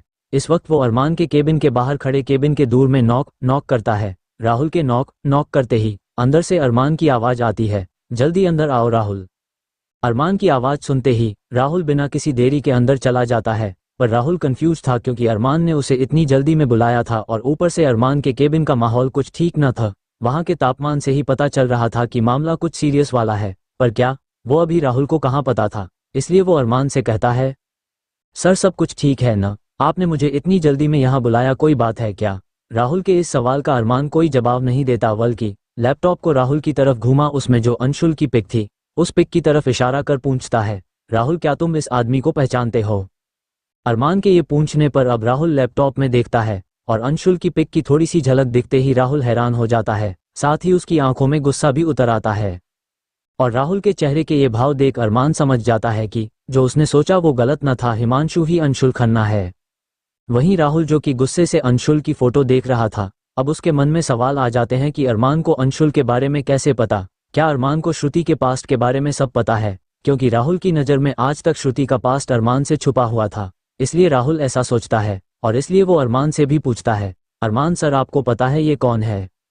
राहुल के ये पूछने पर अरमान एक बार अंशुल की फोटो की तरफ देखता है, फिर राहुल से कहता है, हाँ राहुल मुझे बहुत अच्छे से पता है कि ये कौन है, और तुम्हें पता है अभी तक जो कुछ भी हो रहा था ये सब यही कर रहा था अंशुल खन्ना। राहुल बोलता है, मतलब सर? अरमान कहता है, ये जो पंखुड़ी रिहान थे वो दोनों सब कुछ इसके कहने पर ही कर रहे थे। अरमान बाकी सारी बातें भी अंशुल के बारे में राहुल को बताता है कि कैसे अंशुल अपनी असलियत छुपा हिमांशु बन सब के बीच था और सब कुछ कर रहा था, और अरमान अपने ऊपर गोली चलाने वाली बात भी बताता है। अरमान की बात सुन अब राहुल और हैरान हो जाता है, वो भी सोच में पड़ जाता है कि अंशुल खन्ना इतने दिनों से यही था और उसको कुछ भी पता न चला, बल्कि वो यही अरमान की कंपनी में भी आता था, फिर भी मेरी उस पर कभी नजर न पड़ी। अरमान और राहुल दोनों अपने अपने सोच में थे। अरमान इस सोच में था कि अब उसे अंशुल के बारे में सब पता है, लेकिन वो अब अंशुल को पकड़ेगा कैसे, न जाने वो कहाँ छुप कर बैठा होगा। वहीं राहुल ये सोच रहा था कि अगर श्रुति को अंशुल के बारे में पता चल गया तो, या अंशुल कभी श्रुति के सामने आ गया तो, कितना भी इंसान मजबूत बन ले, कितना भी हमारे अपने साथ हो, लेकिन कुछ यादें और जख्म ऐसे होते हैं जो कि इंसान को तोड़ कर रख देते हैं। जरूरी नहीं हर दर्द और मुसीबत हमें मजबूत ही बनाए, कुछ दर्द ऐसे भी होते हैं जो मजबूत इंसान को भी कमजोर कर देते हैं। और अंशुल खन्ना ऐसा ही एक दर्द श्रुति के लिए बन गया है। जिस डर और तकलीफ से वो निकली है और वो जी रही है वही बहुत है, वरना कौन इतना सह पाता है। और अपने भाई भाभी की वजह से श्रुति सिर्फ बची थी, नहीं तो शायद वो अपनी जिंदगी खुद के हाथों खत्म कर लेती। जिस इंसान की वजह से उसने जीने की आस खो दी थी, उसे कभी सामने देख कैसा लगेगा श्रुति को? न चाहते हुए भी एक बार फिर उसका पास्ट उसकी आंखों के सामने आ जाएगा। वो फिर से कमजोर पड़ जाएगी, उसे एक बार फिर खुद से घिनाने लगेगी, बिना किसी गलती के उसे खुद से ही नफरत होने लगेगी। यही डर अब राहुल को सता रहा था। अंशुल के बारे में सब कुछ पता चल चुका था, बस एक चीज के कि ईशान को मॉल में उसी ने उठाया था, और वो बात सामने इसलिए नहीं आई क्योंकि ईशान को कुछ हुआ ही नहीं था और ईशान ने खुद बोल दिया था कि वो गेम खेलने गया था। वो बात सबको नॉर्मल लगी, इसलिए उस पर कोई छानबीन न हुई, पर बाकी सब तो अब खुली किताब की तरह सामने था। अब बस सोचना ये था कि करना क्या है। कैसे उसे सबक सिखाए कि वो श्रुति की जिंदगी में दोबारा आने के नाम से ही कान पे। अरमान इन्हीं बातों में डूबा हुआ था। उसे नहीं पता था कि जहां एक तरफ अंशुल के बारे में सच जान उसकी एक प्रॉब्लम कम हुई थी, तो दूसरी तरफ नई मुसीबत उसकी जिंदगी में आने वाली है। और आने वाली क्या, लगता है कि वो आ चुकी थी और वो अरमान के केबिन पर दस्तक दे रही थी। मेरा मतलब है कोई एम्प्लॉय था जो कि नॉक नॉक करता है। गेट पर नॉक नॉक की आवाज से अरमान, राहुल दोनों अपने अपने सोच से बाहर आते हैं। और जो आदित्य था वो तो बेचारा अभी भी कंफ्यूजन में था। उसको अभी भी समझ ना आया था कौन अंशुल है, कौन हिमांशु है, पर वो भी अपनी कंफ्यूजन से बाहर आ जाता है जब अरमान उस एम्प्लॉय को अंदर आने को बोलता है। वो एम्प्लॉय अंदर आ अरमान से बोलता है, सर नीचे पुलिस आई है और वो आपसे मिलना चाहती हैं। पुलिस आई है और वो अरमान से मिलना चाहती हैं। ये बात सुन एक बार फिर अरमान, राहुल, आदित्य सोच में पड़ जाते हैं कि ये पुलिस क्यों आई है। अरमान, राहुल, आदित्य सोच में पड़ जाते हैं कि ये पुलिस क्यों आई है। फिर थोड़ी देर बाद तीनों अरमान के केबिन से निकल नीचे जाते हैं जहां पर पुलिस आई थी। एक इंस्पेक्टर और 2 हवलदार थे। हवलदार तो ठीक ही थे मगर इंस्पेक्टर, वो इंस्पेक्टर कम और गली का टपोरी गुंडा ज्यादा लग रहा था। मतलब पहले तो उसकी हाइट भी कम थी और दूसरा वो बिल्कुल मवाली टाइप था। गुटखा खाते हुए, न बाल सेट न दाढ़ी मूंछ सेट, वर्दी भी ढंग से न पहनी थी, शर्ट की ऊपर की कुछ बटनें खोल के रखी थी। ऐसे इंस्पेक्टर को देख अरमान आते ही बोलता है, ये मेरी कंपनी में गुंडे कहाँ से घुस आए, सिक्योरिटी बाहर निकालो इनको। अरमान की आवाज़ सुन वो इंस्पेक्टर अरमान की तरफ देखता है जो कि अभी पूरी कंपनी को ऐसे देख रहा था जैसे पहली बार सब कुछ देख रहा हो। वो पहले अरमान को ऊपर से नीचे तक चेक करता है। अरमान की अट्रैक्टिव पर्सनैलिटी देख और उसके चेहरे का तेज ऑरा देख वो इंस्पेक्टर पहले अपनी शर्ट ठीक करता है। फिर वो अरमान से बड़े ही बदतमीजी से बोलता है, ओ तो तू है अरमान कपूर। खुद के लिए ऐसी लैंग्वेज और इतनी बदतमीजी सुन साथ ही वो इंस्पेक्टर गुटखा खा रहा था। अरमान उस इंस्पेक्टर से बोलता कुछ नहीं है, सीधे एक तमाचा जड़ देता है, वो भी अच्छा तेज वाला, जिसकी आवाज़ सुन सभी लोग शॉक रह जाते हैं और वो इंस्पेक्टर गुस्से से आग बाबूला हो जाता है। वो अपने गाल को सहलाते हुए अरमान से बोलता है, ये तेरी हिम्मत कैसे हुई एक पुलिस इंस्पेक्टर पर हाथ उठाने की। अरमान भी उसी की तरह बोलता है, और तेरी हिम्मत कैसे हुई मुझसे इस तरह बात करने की। पहले अपनी बात में तमीज ला और अपना ये हुलिया ठीक कर, फिर खुद को इंस्पेक्टर बोलना, वरना ऐसे तो तू पुलिस कम और चोर ज़्यादा लग रहा है। और हाँ, आगे से मुझसे या किसी से भी बदतमीजी की न तो तू ये वर्दी पहनने लायक नहीं रहेगा। अरमान ये बात एकदम वार्निंग देने वाले टोन में बोलता है। अरमान की ये चेतावनी सुन और माहौल को गर्म होता महसूस कर वो इंस्पेक्टर समझ जाता कि उसकी ये सस्ती गुंडागिरी अरमान के समाने नहीं चलेगी। इसलिए वो वहाँ पर खड़े एक एम्प्लॉय से वॉशरूम पूछता है और यहाँ से वॉशरूम की तरफ चला जाता है। इंस्पेक्टर के ऐसे चले जाने से अरमान को छोड़ सब उसकी तरफ अजीब तरीके से देखते हैं और सोचते हैं कि वो कर क्या रहा है। थोड़ी देर बाद वो इंस्पेक्टर वॉशरूम से आता है और अब उसको देख एक बार फिर अरमान को छोड़ बाकी सब हैरान रह जाते हैं। सब हैरान इसलिए हो जाते हैं क्योंकि अब वो लग रहा था कि वो इंस्पेक्टर है। वो अपना गुटखा थूक कर आया था और मुंह भी साफ कर आया था, साथ ही उसने अपना पूरा हुलिया भी ठीक कर लिया था और अरमान के सामने आकर खड़ा होता है। पर हाइट छोटी होने की वजह से उसे अरमान के चेहरे की तरफ देखने में बड़ी तकलीफ हो रही थी, तो वो अब अरमान से थोड़ा दूर हो जाता है। फिर अच्छे से बोलता है, हेलो मिस्टर कपूर, मैं इंस्पेक्टर लालू प्रसाद, मैं यहाँ आपसे एक केस के सिलसिले में बात करने आया हूँ। ये बात बोलते वक्त इंस्पेक्टर लालू प्रसाद अपने गाल पर रख रखा था क्योंकि उसे लगता है अगर अरमान को फिर से उसकी बात अच्छी न लगी तो कहीं वो फिर से उसे एक और तमाचा न जड़ दे। इंस्पेक्टर लालू प्रसाद की सारी गुंडागर्दी अरमान ने एक ही सेकंड में निकाल दी। इंस्पेक्टर लालू प्रसाद कोई बिगड़ा हुआ पुलिस वाला न है, लेकिन उसे गुंडे वाली हरकत करने में अच्छा लगता है। पर उसका ये नाटक अरमान के सामने भारी पड़ गया। Tears of joy, tears of joy, tears of Joy जैसे ही मुंह खोला तमाचा पड़ गया। इसलिए अब अपनी सस्ती एक्टिंग छोड़ ढंग का बनकर आया। और इंस्पेक्टर लालू प्रसाद की ये हालत देख वहां पर खड़े हवलदार और बाकी एम्प्लॉय हल्के से हंस देते हैं, मगर अरमान उनकी तरफ घूरता है तो सब अपनी हंसी दबा लेते हैं और वो ये भी समझ जाते हैं अब उन्हें अपने काम से मतलब रखना है, इन बातों से नहीं। इसलिए सब यहाँ से चले जाते हैं अपना अपना काम करने। सबके जाने के बाद अब यहाँ पर अरमान, राहुल, आदित्य और इंस्पेक्टर लालू प्रसाद साथ ही दोनों हवलदार होते हैं बस। अरमान इंस्पेक्टर लालू प्रसाद से कहता है, सो इंस्पेक्टर लालू प्रसाद, आपको किस केस के बारे में मुझसे बात करनी है। अरमान को काम की बात पर आता सुन अब इंस्पेक्टर लालू प्रसाद भी सीरियस हो जाता है और वो एक फोटो एक फाइल से निकाल, फाइल हवलदार ने पकड़ रखी थी, खुद ही उस फोटो को देखते हुए बोलता है, मिस्टर कपूर, एक सुसाइड केस है और हमें पता चला है कि जिस व्यक्ति ने सुसाइड किया है वो यही का एक एम्प्लॉय है, मतलब वो आपकी ही कंपनी में जॉब करता था। किसी ने सुसाइड कर लिया और वो कंपनी का कोई व्यक्ति है। ये सुन अरमान, आदित्य, राहुल हैरान हो जाते हैं। इस बार आदित्य हैरानी से बोलता है, कंपनी के किसी एम्प्लॉय ने सुसाइड कर लिया? कब, कैसे और कौन है वो एम्प्लॉय? और कंपनी के किसी व्यक्ति ने ऐसा किया और हमें कुछ पता भी नहीं चला। और अगर उसने सुसाइड किया तो आप यहाँ क्यों आए हैं? उसका अरमान सर से क्या मतलब? यहाँ तो लाखों लोग काम करते हैं। अगर कंपनी में किसी को कुछ होता है तो वो अरमान सर की जिम्मेदारी है, लेकिन अगर यहाँ से बाहर कोई कुछ करता है तो आपको यहाँ नहीं उसके घर पर इस बात की खबर देनी चाहिए। आदित्य पहले ही अपने कंफ्यूजन से परेशान था और एक और ये किसी का सुसाइड मैटर सुन वो फ्रस्ट्रेटेड हो जाता है, इसलिए वो ये सब बोल देता है। पर कहीं ना कहीं आदित्य की बात भी सही थी। अगर किसी ने सुसाइड किया तो भले वो कंपनी का एम्प्लॉय ही क्यों ना हो, तो पुलिस अरमान से क्यों पूछताछ करने आए है? अरमान उसको पर्सनली थोड़ी ना जानता है। ये बात इंस्पेक्टर भी समझता है, इसलिए वो आदित्य की बात पर बोलता है, आप जो भी है मिस्टर, आपकी बात सही है, पर अगर उसका सुसाइड करना आपके सर से जुड़ा है तो मुझे उनसे ही बात करनी होगी ना। आगे इंस्पेक्टर अरमान से कहता है, मिस्टर कपूर आपको मेरे साथ पुलिस स्टेशन चलना होगा पूछताछ के लिए। इंस्पेक्टर की इस बात पर अब अरमान बोलता है, अरे मुझे क्यों पुलिस स्टेशन जाना पड़ेगा? आखिर किसने सुसाइड किया है और मेरा उससे क्या कनेक्शन, ये बताए आप पहले। इंस्पेक्टर जो फोटो अपने हाथ में पकड़ा हुआ था उसे अरमान को दिखाते हुए बोलता है, ये है वो आदमी जिसने सुसाइड किया है। इसका नाम है हिमांशु मलिक है, जो कि आपकी कंपनी में जॉब करता है। मतलब अब था हो गया। इस हिमांशु मलिक ने जहर खाकर सुसाइड किया है और मरते वक्त इसने एक सुसाइड नोट भी छोड़ा है, जिसमें इसने साफ साफ लिखा है कि वो ये आत्महत्या अपनी मर्जी से नहीं किया है, बल्कि आपने उसे मजबूर किया है। आपने उससे उसका सबसे कीमती चीज छीना है जिसके बिना वो रह नहीं सकता था, इसलिए वो ये कदम उठा रहा है। इतना बोल इंस्पेक्टर लालू प्रसाद चुप हो जाता है। ये तो चुप हो गए, लेकिन इसने जो बोला वो सारी बातें सुन।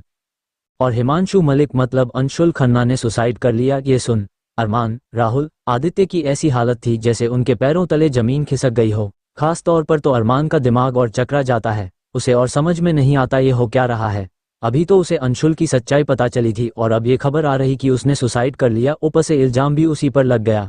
अरमान को यकीन ही नहीं हो रहा था कि लालू प्रसाद ने जो बोला वो सच है, इसलिए वो शॉक्ड हुए ही बोलता है, ये आप क्या बोल रहे हैं इंस्पेक्टर? इस आदमी को आप नहीं पर हम बहुत अच्छे से जानते हैं। ये आदमी इतनी आसानी से नहीं मर सकता, आपको कोई गलतफहमी हुई होगी। लालू प्रसाद कहता है, मिस्टर कपूर मैंने जो बोला वो सब सच है।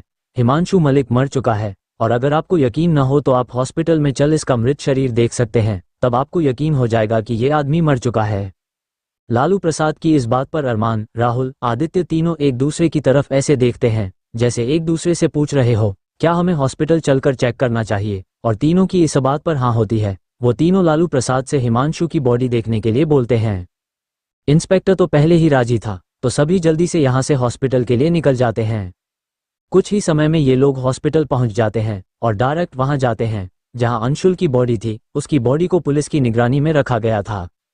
सब एक रूम में आते हैं जहां एक बॉडी थी और उस पर सफेद कपड़ा डला हुआ था। लालू प्रसाद अपने एक हवलदार को उस सफेद कपड़े को उस बॉडी से हटाने को बोलता है।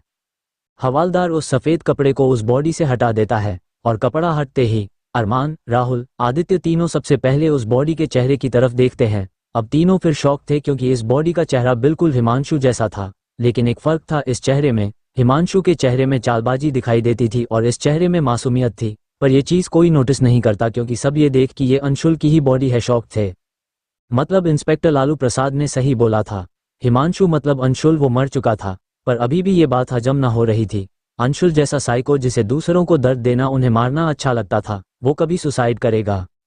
लेकिन जो बॉडी सामने थी उसे भी तो नहीं झुठलाया जा सकता था। किसी को कुछ समझ ही नहीं आता हो क्या रहा है। आज के दिन 3 लोग मर गए। कहने को तो अरमान की सारी मुसीबत अपने आप टल गई, लेकिन वो टली न थी और बढ़ गई थी। हिमांशु ने न जाने कौन सा खेल खेला था कि उसने बहुत बुरी तरह से अरमान को फंसा दिया था। अब उसके ही मौत का इल्जाम अरमान पर लग चुका था। बाकी सबको उसके के बारे में पता था, लेकिन इंस्पेक्टर को थोड़ी न पता था। वो तो अपना काम करेगी ही। और वो अरमान को अपने साथ पुलिस स्टेशन ले जाती है। पुलिस अभी अरमान से सिर्फ पूछताछ करती है, क्योंकि सुसाइड नोट पर नाम बस लिख देने से ये थोड़ी न साबित होता है कि उसके सुसाइड के पीछे अरमान ही वजह है। पहले उन्हें छानबीन करनी होगी कि सच में कोई वजह है या यूं ही अरमान को फंसाया गया है। और अरमान एक जाना माना पावरफुल बिजनेसमैन है, ऐसे कैसे कोई उस पे इल्जाम लगा सकता है? और अंशुल एक खुद जेल से भागा हुआ मुजरिम था, तो उसका मरना कोई गलत भी न था। धरती से एक हैवान ही मरा था और सभी पुलिस को बताते हैं कि जो मरा है वो हिमांशु नहीं बल्कि उसका रियल नाम अंशुल खन्ना है। और अरमान के पास इस बात का प्रूफ भी होता है, जिससे अरमान को पुलिस गिरफ्तार नहीं करती है। लेकिन अरमान के सर से अभी भी खतरा टलता नहीं है, क्योंकि असली निर्णय तो कोर्ट में ही होता। इसलिए अरमान के सर पर खतरा होता। एक तो उसके ऊपर कोई भी बात आती तो उसकी बदनामी भी बहुत होती, क्योंकि कोई बड़े आदमी के बारे में बात चले और वो बात मीडिया तक न पहुंचे, ऐसा हो नहीं सकता। और मशहूर बिजनेसमैन अरमान कपूर की वजह से उन्हीं की कंपनी में काम करने वाले एक एम्प्लॉय ने आत्महत्या कर ली। इस हेडलाइन के साथ अरमान के बारे में हर न्यूज़ चैनल में खबर चलती है, लेकिन ये ज़्यादा न चलता है क्योंकि अरमान सबका मुंह बंद करवा देता है और फिर बात कोर्ट के फैसले पर आकर रुक जाती है। करीबन 10 दिन बाद अंशुल के केस की सुनवाई कोर्ट में होती है और मुजरिम न होते हुए भी अरमान को मुजरिम के कटघरे में रखा जाता है। अब केस अकेले तो न लड़ा जाता है, भले अंशुल मर चुका था पर उसके के लिए भी लड़ने के लिए वकील था और वो अरमान पर अंशुल खन्ना के सुसाइड करने का इल्ज़ाम तो लगाता ही, साथ ही वो अरमान पर पंखुड़ी के मर्डर का इल्ज़ाम भी लगा देता है, ये बोलकर कि अरमान का उसके साथ अफेयर चल रहा था, इसलिए उसकी बीवी घर छोड़ दी और अब उससे डिवोर्स ले रही है और उसके अफेयर के बारे में सबको पता चल गया था, इसलिए उसने पंखुड़ी को जान से मार दिया। श्रुति का अरमान को डिवोर्स देने के लिए डिवोर्स पेपर रेडी करवाने के लिए बोलना यहाँ अरमान के खिलाफ यूज किया जाता है। साथ ही श्रुति ने उसमें बहुत बुरे बेस पर डिवोर्स लेने का रीजन भी दिया था कि दूसरी लड़की को लाना, मुझे घर से निकाल दिया, मुझ पर हाथ उठाया, सब कुछ अरमान के खिलाफ था। विपक्षी पक्ष पूरी तरह से अरमान को मुजरिम बना देती है, पर अरमान को इससे कोई फर्क नहीं पड़ता है। उसकी तो ऐसी हालत थी जैसे वो कोर्ट में उपस्थित ही न हो, वो तो सारी बात सारे इल्जाम को इग्नोर कर एक लड़की में खोया हुआ था, बस उसी को टुकुर टुकुर देखे जा रहा था आंखें, और वो लड़की कोई और नहीं बल्कि श्रुति थी। अब बात श्रुति से जुड़ी है तो कोई कितनी भी कोशिश कर ले बात श्रुति तक तो पहुंचेगी ही, और इस केस में श्रुति का ही बयान सबसे कीमती था, वही अरमान को बचा सकती और वही अरमान को फंसा सकती थी, इसलिए उसे तो कोर्ट में आना ही था। और जब से श्रुति आई थी अरमान की नज़र तो ऐसे श्रुति पर ठहर गई थी जैसे वो पहली बार श्रुति को देख रहा हो। पहली बार न सही पर महीने भर बाद अरमान आज श्रुति को देख रहा था तो उसका ऐसा हाल होना लाजमी भी था। अरमान तो रोमियो की तरह श्रुति में लॉस्ट था और मन ही मन श्रुति की तारीफ कर रहा था कि हे मेरी वाइफी कितनी गोलो मोलू हो गई है, और इस तरह और भी वो बहुत क्यूट लग रही है, उसके फूले फूले गाल मन कर रहा है अभी जाकर इन गालों को खालू, थ्रोइंग किसेस यमी फेस। अरमान पर मौत की सुई लटकी हुई थी और वो श्रुति को खाने की सोच रहा था। ग्रिन ग्रिन, सच कहा है किसी ने प्यार में अच्छों की लग जाती है, वही अरमान के साथ भी हो रहा है विंकिंग फेस। लेकिन वहीं श्रुति वो एक बार भी अरमान की तरफ नहीं देखती है, सीधे मुंह तो बहुत दूर तिरछी नज़र से भी अरमान की तरफ नहीं देखती है, और ये बात अरमान को हट कर रही थी ब्लूइड। और अब अरमान को ये भी पता चल जाता है कि श्रुति ने उनके डिवोर्स के पेपर रेडी करवाने को बोले थे, तो ये बात तो अरमान का दिल ही तोड़ देती है ये सोच की क्या उसका और श्रुति का रिश्ता इतना कमजोर हो गया है जो बात डिवोर्स तक पहुंच गई। अनअम्यूज्ड। खैर इसका जवाब तो अरमान को श्रुति ही देगी। हम चलते कोर्ट की कार्यवाही पर।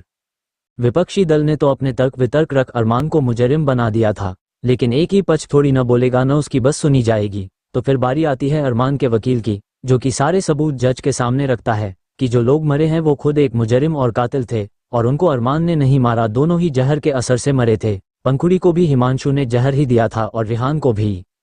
अरमान के वकील के पास विपक्षी पक्ष के द्वारा अरमान पर लगाए गए हर आरोप का जवाब था, वो भी सबूत और गवाहों के साथ। तो जाहिर सी बात है अब केस अरमान के पक्ष में हो जाता है, और ये बात विपक्षी पक्ष को बर्दाश्त न होती है तो वो श्रुति को बीच में घसीट लाता है, ये बोलकर कि अरमान ने अपनी पत्नी के साथ गलत किया, और वो भड़कीले शब्द बोल श्रुति को भटकाने की कोशिश करता है ताकि वो अरमान के खिलाफ गवाही दे। और जब श्रुति की गवाही देने की बारी आती है तब भी विपक्षी पक्ष कोशिश करता है कि श्रुति अंशुल के गलत होते हुए भी उसे सही और अरमान गलत बोले। वो श्रुति को भड़काता है कि आपके होते हुए आपके पति का किसी दूसरी लड़की से अफेयर चल रहा था और उसके लिए आपके पति ने आपको घर से भी निकाल दिया, तो आपको इनको सजा दिलवानी चाहिए। उस वकील की बातों में शायद वो व्यक्ति आ भी जाता जिसको सच न पता होता तो, लेकिन श्रुति सब जानती थी कि अरमान ने वो सब क्यों किया था। हाँ, गलती तो की थी अरमान ने, लेकिन अरमान की गलती अंशुल खन्ना द्वारा किए गए गुनाहों के सामने कुछ भी न थी, इसलिए श्रुति अरमान की साइड से ही गवाही देती है। और अरमान का साथ देते हुए श्रुति को एक बार फिर अपने ही मुंह से खुद पर अंशुल के द्वारा किए गए जुल्म का बखान सबके सामने करना पड़ता है। श्रुति के इस सच से ये साबित हो जाता है कि अंशुल कितना घटिया इंसान था, और वो जेल से भागा हुआ मुजरिम भी था, तो उसका मरना एक तरह से अच्छा ही हुआ। और वो एक साइको था, उससे खुद की हार बर्दाश्त न हुई तो उसने अरमान पर इल्ज़ाम लगा सुसाइड कर लिया ताकि जिंदा रहते तो नहीं मरने बाद अरमान को हरा सकूं, और अपनी मानसिक बीमारी के चलते उसने खुद को खत्म कर दिया। इसमें अरमान की कोई गलती नहीं है, ये बात कोर्ट में साबित हो जाती है। और पंखुड़ी वाला तो पहले ही सब सॉल्व था, इसलिए कोर्ट अरमान के ऊपर लगे सारे इल्जामों को खारिज कर देती है। अंशुल खन्ना और पंखुड़ी का केस हमेशा हमेशा के लिए बंद कर देते हैं। अरमान के ऊपर कोई इल्जाम नहीं आया, इससे पूरा कपूर परिवार बहुत खुश होते हैं। राहुल, रेखा भी खुश होते हैं ये सोचकर कि जो भी हुआ हो, कैसे भी हुआ हो, लेकिन अंशुल नाम का ग्रहण अब हमेशा हमेशा के लिए श्रुति की जिंदगी से चला गया। वहीं अब कपूर परिवार को भी श्रुति का पास्ट पता होता है तो उन्हें श्रुति के लिए बुरा लगता है कि श्रुति के साथ कितना गलत और बुरा हुआ था, पर पास्ट में जो हुआ उसे तो कोई नहीं बदल सकता था, इसलिए वो इस बात को यहीं छोड़ देते हैं और सोचते हैं वो इन सब के बारे में कभी श्रुति से नहीं पूछेंगे। पर अभी जो श्रुति को सब कुछ सबके सामने अपने पास्ट के बारे में बताना पड़ा था, उसकी वजह से एक बार फिर श्रुति पुरानी यादों में चली जाती है और उसे हर्ट होता है, जिससे वो रोने लगती है और रोते हुए वहीं कटघरे में नीचे बैठ जाती है। श्रुति को यूं रोता देख सबको बहुत हर्ट होता है और खासतौर पर राहुल को सबसे ज्यादा, इसलिए वो श्रुति की तरफ जाता है। पर राहुल श्रुति के पास पहुंचता उससे पहले अरमान श्रुति के पास आ जाता है और वो श्रुति के बराबरी में बैठ उसे हक कर लेता है। श्रुति सर नीचे हुए रो रही थी, इसलिए उसे अरमान का चेहरा नहीं दिखता, लेकिन वो उसकी खुशबू से पहचान जाती है कि वो अरमान है, इसलिए अरमान के हक करते ही श्रुति जल्दी से अरमान से ऐसे लिपट जाती है जैसे उसे इस वक्त अरमान और उसके बाहों की कितनी जरूरत थी। वो अरमान के नेक के पास अपना चेहरा छुपा उसको टाइटली हक कर रोने लगती है। उसके आंखों से आंसुओं की धार रुकने का नाम ही नहीं ले रहे थे। अब पता नहीं ये आंसू पास्ट की बातों को याद कर निकल रहे थे या अरमान को पाकर उसने जो उसके बिना इतने दिन बिताए थे तो उन दिनों को याद कर निकल रहे थे। श्रुति रोती रहती है और अरमान उसे चुप कराने की कोशिश करता है। धीरे धीरे श्रुति शांत होने लगती है और वो जैसे ही शांत होती है, अपने सेंस में आती है, वो अरमान को खुद से दूर धकेल देती है और खुद उठकर यहाँ से बाहर की तरफ चली जाती है। श्रुति के ऐसा करने से अरमान सहित बाकी सभी हैरान ही रह जाते हैं और श्रुति के इस बिहेवियर से अरमान को समझ आ जाता है कि श्रुति ने भले उसकी साइड से गवाही दे उसका साथ दिया है, पर उसका गुस्सा और नाराजगी अभी भी दूर नहीं हुई है। वो अभी भी अरमान से गुस्सा है और उसे माफ नहीं करी है। श्रुति के चले जाने से अरमान भी श्रुति का नाम पुकारते हुए उसके पीछे जाता है और इन मियाँ बीबी की रूसा रूसी देख बाकी सभी लोग गहरी सांस छोड़ वो भी श्रुति अरमान के पीछे चल पड़ते हैं। अरमान श्रुति के पीछे आते हुए श्रुति को बुलाता है, पर श्रुति वो बिल्कुल भी अरमान की नहीं सुनती है। वो कार में बैठ घर को निकल जाती है और अरमान हताश खड़े देखता रह जाता है, पर अरमान भी कहाँ हार मानने वाला था। वो भी अपनी कार से श्रुति के पीछे चल पड़ता है। ये दोनों तो चले गए, अब बाकी घर वाले जो थे वो हैरान थे, क्योंकि एक कार श्रुति ले गई और एक अरमान, बस एक ही रह गई थी। उसमें कौन कौन आता? वो सोचते हैं अब हम किससे घर जाए। Tears of Joy expressionless. दूसरी तरफ श्रुति घर पहुंच जाती है, राहुल का घर। उसको पता था कि अरमान उसके पीछे आ रहा है, इसलिए वो घर के मेन गेट पर लगे गार्ड को बोलती है कि उसके भाई भाभी के अलावा इस घर में कोई भी अंदर नहीं आना चाहिए, और अगर कोई आया ना तो तुम्हारी खैर नहीं। ये बात श्रुति एकदम गुस्से से और चेतावनी देते हुए बोलती है, जिससे गार्ड बोलता है, जैसा आप बोले मैडम, कोई ना आएगा अंदर, अगर किसी ने जबरदस्ती की तो गोली से उड़ा देंगे। श्रुति कहती है, बिल्कुल यही करना। फिर वो अंदर चली जाती है। श्रुति के अंदर जाते ही अरमान की कार भी पीछे पीछे आ जाती है, लेकिन वो गेट के अंदर आता उससे पहले ही गार्ड उसकी कार के सामने बंदूक ताने खड़ा हो जाता है और बोलता है, कौन है ये तू? चले जा यहाँ से, नहीं तो गोली से उड़ा दूंगा। गार्ड की इस बात पर अरमान कार की खिड़की से सिर बाहर निकालकर गार्ड की तरफ देखता है। अरमान के बस उस गार्ड की सिट्टी पिट्टी गुल हो जाती है। वो जल्दी से बंदूक नीचे कर लेता है और अरमान की कार के सामने से हट उसके पास आते हुए थोड़े डर से बोलता है, अरमान सर ये आप हैं? वो आज आप दूसरी कार से आए न, इसलिए मैं पहचान नहीं पाया, सॉरी सर। ही ग्रिन। गार्ड की ही ग्रिन सुन अरमान अजीब सा मुंह बनाता है और उससे पूछता है, रघु, ये मैडम श्रुति क्या बोल कर गई अभी तुमसे? रघु कहता है, वो मैडम बोली अगर उनके भाई भाभी के अलावा कोई भी घर में घुसने की कोशिश करे तो मैं उसे गोली मार दूं। तभी तो मैंने आपको जाने से रोका था, पर आपने नहीं तो मुझे काम पर रखा है तो मैं आपको कैसे रोक सकता हूँ। सर आप जाइए, मैं फिर से अपने काम पर लग जाता हूँ।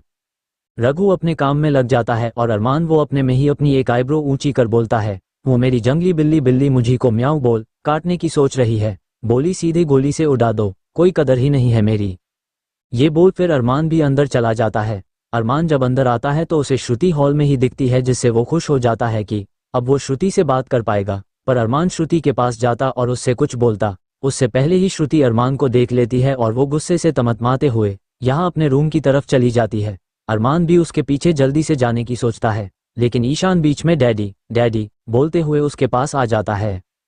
अब अरमान ईशान को तो इग्नोर नहीं कर सकता था, इसलिए उसे अपने बेटे की भी ख्वाहिश पूरी करनी पड़ती है। जनाब को गोद में चढ़ना था। कुछ देर अरमान ईशान के साथ रहता है, फिर उसे खेलने का बोल खुद श्रुति के रूम की तरफ चल पड़ता है, मगर उसे वहां श्रुति तो नहीं बल्कि अपने मुंह पर रूम का दरवाजा बंद मिलता है, जिससे अरमान सेड अनअम्यूज्ड हो जाता है। उसे पता है श्रुति रूम का गेट नहीं खोलेगी, फिर भी वो रूम के गेट पर नॉक करता है और हारी हुई सी आवाज में बोलता है, श्रुति प्लीज गेट खोलो, एक बार मेरी बात सुनो तो।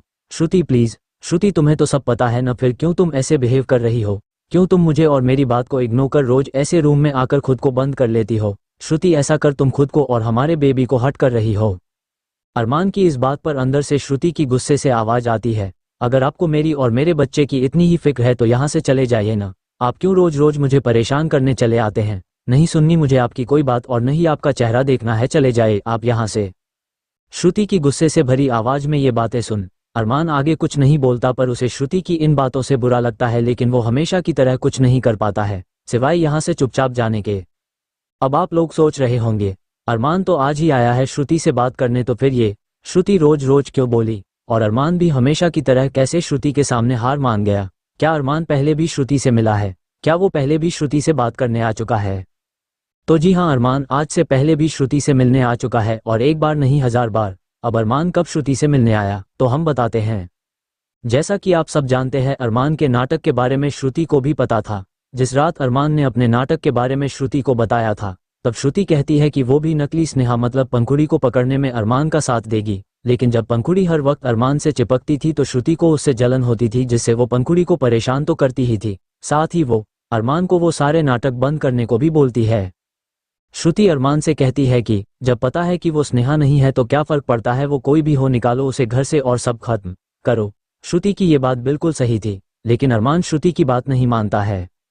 अब अरमान श्रुति की बात इसलिए नहीं मानता है क्योंकि उसे स्नेहा के चेहरे में जो लड़की थी उसका सच तो जानना ही था, पर सबसे ज्यादा उसे उस व्यक्ति के बारे में जानना था जो कि पंखुड़ी से मिला हुआ था, जिसके कहने पर पंखुड़ी सब कर रही थी और जिससे श्रुति को खतरा था, जो कि हिमांशु था।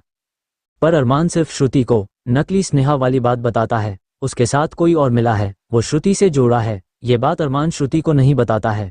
अरमान ये बात श्रुति को इसलिए नहीं बताता क्योंकि श्रुति पंखुड़ी की वजह से ही बहुत परेशान थी। वो एक और मुसीबत के बारे में बता श्रुति को परेशान नहीं करना चाहता था। फिर श्रुति प्रेग्नेंट भी थी, उसको टेंशन देना मतलब उसकी और बेबी दोनों की सेहत को खतरा। जी हाँ, अरमान को श्रुति की प्रेगनेंसी वाली बात पहले ही पता थी। अरे जब अरमान को पहले ही पता था कि रिहान और नकली स्नेहा झूठे हैं, तो वो रिहान की बातों पर यकीन करेगा क्या कि श्रुति को कुछ न हुआ है, उसने 2 दिन से कुछ न खाया है इसलिए इतना खा रही है। टीयर्स ऑफ जॉय हद है, कभी भी नहीं।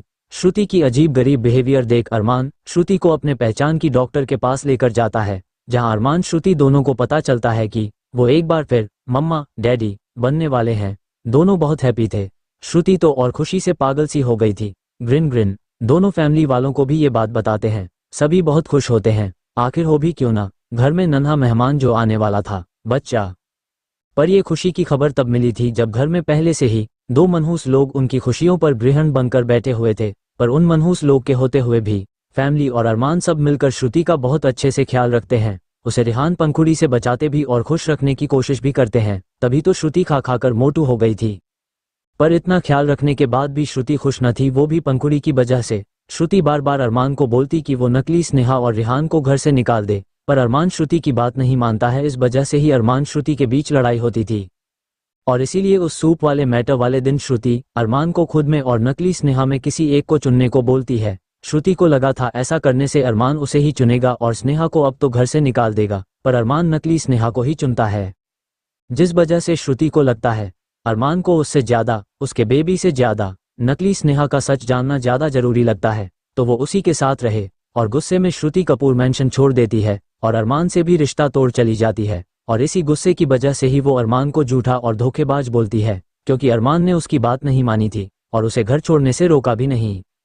अब अरमान श्रुति को कपूर मेंशन छोड़कर जाने से इसलिए नहीं रोकता है क्योंकि वो जानता था कि श्रुति उन सब नाटक से बहुत हट हो रही थी, जो कि उसके लिए और नहीं उनके आने वाले बेबी के सही नहीं था। फिर उस घर में श्रुति को रिहान पंखुड़ी से भी डर था, और वो सूप वाले मैटर से अरमान भी डर गया था। भले अरमान ने उस वक्त पंखुड़ी को सही बोला था, लेकिन उसे पता था पंखुड़ी झूठ बोल रही थी। मतलब श्रुति ने नहीं, बल्कि पंखुड़ी ने श्रुति के ऊपर गरम सूप डाला था। इससे अरमान भी डर जाता है कि आज पंखुड़ी ने ये किया, कल को कुछ और श्रुति के साथ कर दिया तो वो क्या करेगा। स्नेहा जब प्रेग्नेंट थी तभी उसके साथ बुरा हुआ था और वो बची नहीं, और वही चीज अरमान श्रुति के साथ नहीं होने देना चाहता। वो नहीं चाहता था श्रुति या उनके होने वाले बेबी को कुछ भी हो। उसे लगता है श्रुति कपूर मेंशन से ज्यादा यहाँ से दूर रहेगी तो वो ज्यादा सेफ रहेगी। बस यही सब सोच अरमान श्रुति को जाने देता है, वो उसे नहीं रोकता है। अरमान ने श्रुति को कपूर मेंशन से जाने दिया था, मगर इसका मतलब ये थोड़ी था कि उसने श्रुति को अपनी जिंदगी से भी निकाल दिया था।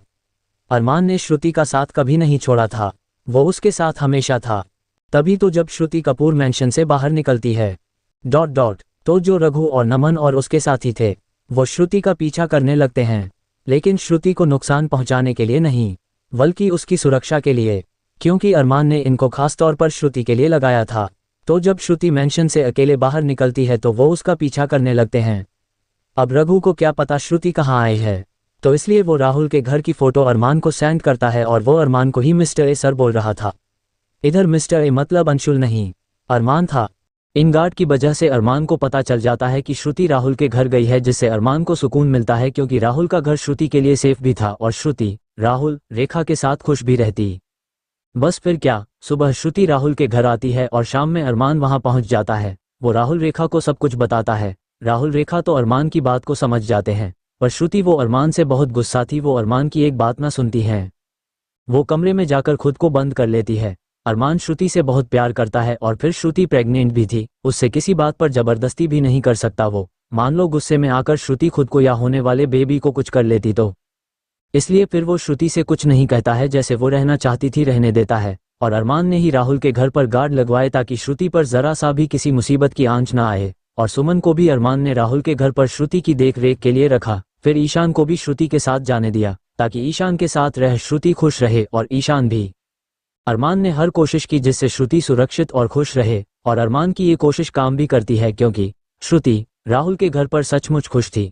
अरमान भी डेली नहीं पर 1-2 दिन के गैप के बाद श्रुति से मिलने जाता था, पर श्रुति अरमान से गुस्सा थी, तो वो जब भी अरमान आता उससे मिलने श्रुति खुद को कमरे में बंद कर लेती थी, न खुद कुछ बोलती न अरमान की कोई बात सुनती। श्रुति चाहती थी अरमान, पंखुड़ी, रेहान को घर से निकाल सब बंद कर दें और एक सिंपल सी लाइफ, हैप्पी सी लाइफ जीते हैं। लेकिन अरमान वो श्रुति की तरह इमोशनल नहीं है। उसका एक ही फंडा है, जो मेरे से पंगे लेगा उसको आसानी से नहीं छोड़ूंगा। बस दोनों की अलग अलग जिद की वजह से ये सब हुआ। और इस नाटक में श्रुति बस को नहीं बल्कि अरमान को भी हर्ट होता था। उसके लिए भी सब कुछ आसान नहीं था। अरमान जब भी श्रुति से मिलने जाता श्रुति उसके सामने कभी नहीं आती थी और हमेशा अरमान को ऐसे ही बोलती, अब उसका और अरमान का कोई रिश्ता नहीं है तो वो उससे मिलने ना आया करे। और ये बात अरमान का दिल तोड़ देती थी, पर भी वो हार नहीं मानता था और फिर से श्रुति से मिलने आ जाता है, इस उम्मीद में कि कभी तो श्रुति उससे मिलेगी, कभी तो उसकी बात सुनेगी और उसे माफ करेगी। एक बात और, अरमान श्रुति को वो ड्रग्स वाले मैटर के बारे में भी समझा चुका है कि उसके और पंखुड़ी के बीच वैसा कुछ न हुआ है जो तस्वीरों में था। वो पंखुड़ी की चाल थी, पर बात वही श्रुति अरमान की सुने तब ना। पर फिर भी अरमान की श्रुति को मनाने की कोशिश जारी है। देखते हैं श्रुति मानती है या वो अरमान से यूं ही नाराज रहेगी। आज की तरह फिर से अरमान को खाली हाथ ही जाना पड़ेगा। श्रुति की बेरुखी सी बातें सुन अरमान को अच्छा नहीं लगता है। वो चेहरा लटकाए हुए श्रुति के रूम के बंद गेट की तरफ देखता है। वो कुछ बोलने के लिए मुंह खोलता है लेकिन फिर उस बात को नहीं बोलता है और श्रुति से कहता है, ठीक है, नहीं देखना न तुम्हें मेरा चेहरा, नहीं बात करनी न तुमको मुझसे, तो जा रहा हूं मैं, पर बस अभी के लिए ये मत समझना तुम्हें छोड़कर जा रहा हूं, समझी तुम श्रुति? और अपना और मेरे दोनों बेबीज का ख्याल रखना। ये बोल अरमान यहाँ से चला जाता है और वापस हॉल में आ जाता है जहाँ अब ईशान के साथ राहुल रेखा भी थे, जो कि शायद अभी ही कोर्ट से आए थे। अरमान का उतरा हुआ चेहरा देख राहुल रेखा समझ जाते हैं कि हमेशा की तरह श्रुति ने आज भी अरमान से कोई बात नहीं की, तभी अरमान उदास है। राहुल अरमान से कुछ बोलने को होता है, उससे पहले अरमान ही बोलता है, नहीं मानी वो, न मेरी कोई बात सुनी उसने। इतना बोल अरमान यहाँ से भी चला जाता है और राहुल रेखा बस खड़े देखते रह जाते हैं। अब वो करें भी तो करें क्या? राहुल के घर से अरमान कपूर मैंशन आता है। कपूर मैंशन में सभी ये सोच रहे थे कि अब सब ठीक हो गया है, तो आज अरमान श्रुति को मना अपने साथ कपूर मैंशन वापस ले लाएगा, इसीलिए सभी बहुत खुश थे। पर जब अरमान उदास सा अकेले ही घर आता है तो सब समझ जाते हैं कि श्रुति नहीं मानी है और श्रुति के ना आने से अब सबका चेहरा उतर जाता है। अरमान बिना किसी से कुछ बोले अपने रूम में चला जाता है। दिन भर की भागा दौड़ी, फिर ये कोर्ट कचहरी का मैटर, इससे अरमान को थकान महसूस होती है तो वो थोड़ा आराम करने की सोचता है, लेकिन आराम करने से पहले वो नहाने जाता है। तो इस वक्त अरमान शावर के नीचे खड़ा होता है। शावर का पानी अरमान की बॉडी को भिगा रहा था, लेकिन अरमान नहा नहीं रहा था क्योंकि वो किसी और ही सोच में डूबा में था। अरमान सोचता है, आज अंशुल खन्ना को मरे हुए 10 दिन हो गए और आज उसके सुसाइड का इल्जाम जो मुझ पर लगा था वो भी हट गया। पर क्या सचमुच अंशुल खन्ना इतनी जल्दी हार मान सुसाइड कर लेगा, या फिर कुछ ऐसा है जो मुझसे छूट रहा है? पर अगर अंशुल खन्ना नहीं मरा होता तो फिर वो बॉडी किसकी थी? और राहुल, श्रुति, रेखा ने भी कहा वो अंशुल खन्ना ही है और कोर्ट में भी ये बात प्रूफ की गई कि वो अंशुल खन्ना ही है। फिर मुझे ऐसा क्यों लग रहा है जैसे कुछ तो है? मुझे यकीन क्यों नहीं हो रहा है कि अंशुल खन्ना मर गया है? अब अरमान को ये सवाल परेशान करने लगते हैं, जिससे वो चीख उठता है, अब अरमान अपने सेंस में आ जाता है। उसे अब एहसास होता है कि वो कितनी देर से ऐसे ही भीगते हुए शावर के नीचे खड़ा है, इसलिए वो शावर बंद कर देता है और टॉवल लगा वॉशरूम से बाहर रूम में चला जाता है।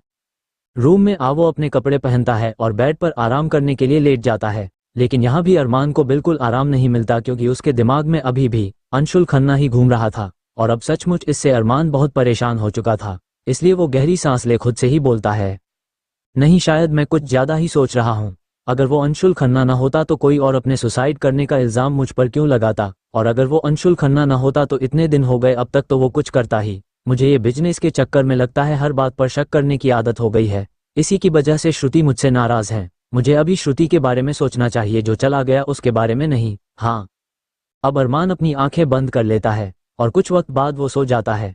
श्रुति अरमान के ख्यालों में होती है, अरमान श्रुति के ख्यालों में होता है और कोई तीसरा इन दोनों के ख्यालों में होता है।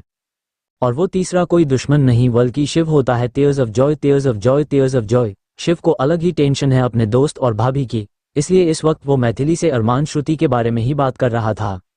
मैथिली अपने रूम में बेड पर बैठी थी और शिव उसकी गोद में सिर रखकर लेटा हुआ था। वो मैथिली से उदास मन से कहता है, बेबी, श्रुति भाभी आज भी नहीं आई मेरी जान। अरमान के साथ मैंने कितनी मेहनत कर दोनों को मिलाया था, पर वो दोनों तो ऐसे अलग हो गए जैसे कभी साथ थे ही नहीं। अनअम्यूज्ड।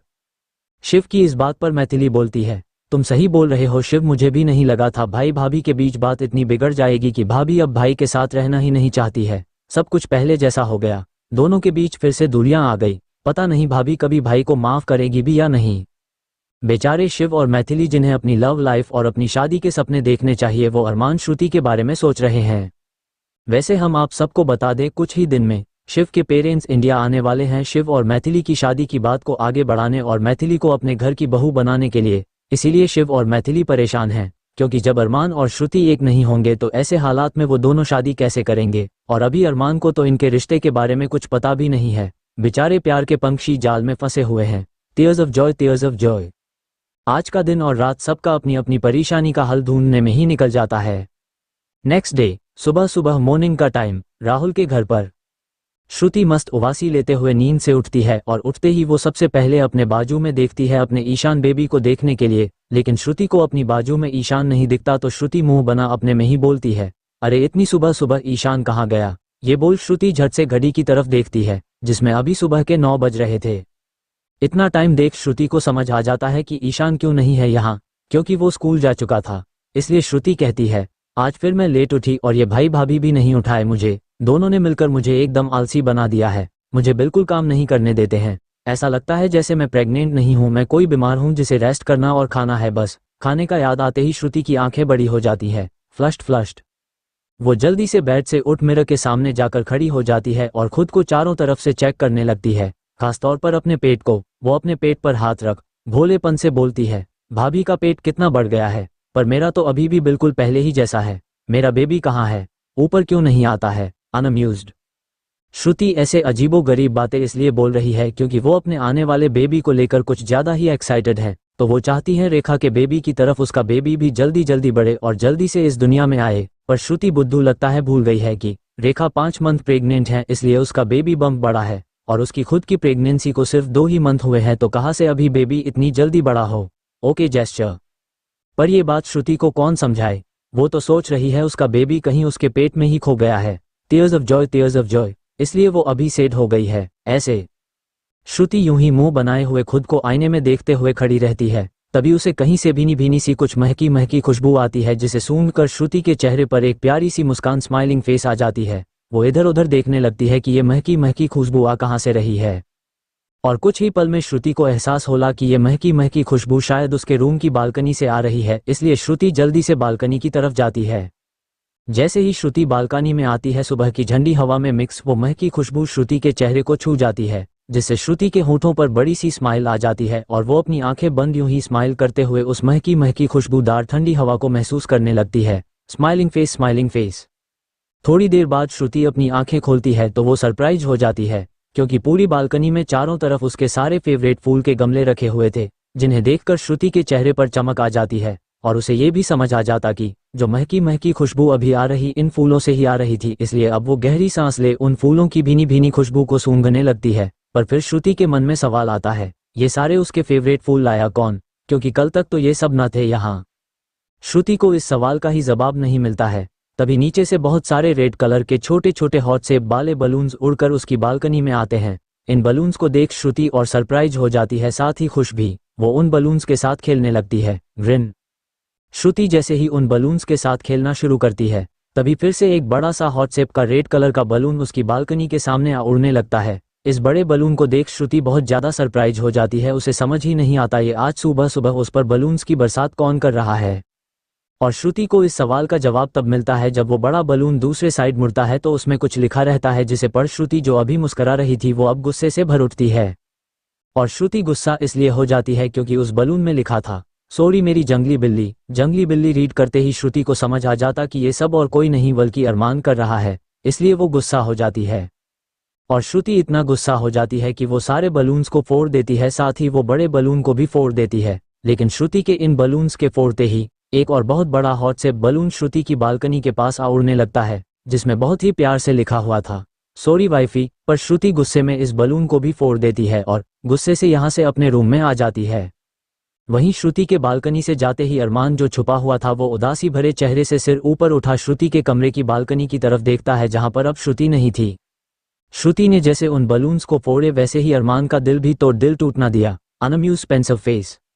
अरमान उदास चेहरे से श्रुति के रूम के बालकनी की तरफ देखता रहता है, इस उम्मीद में कि शायद श्रुति फिर से वापस आ जाए और उसे माफ़ी दे दे।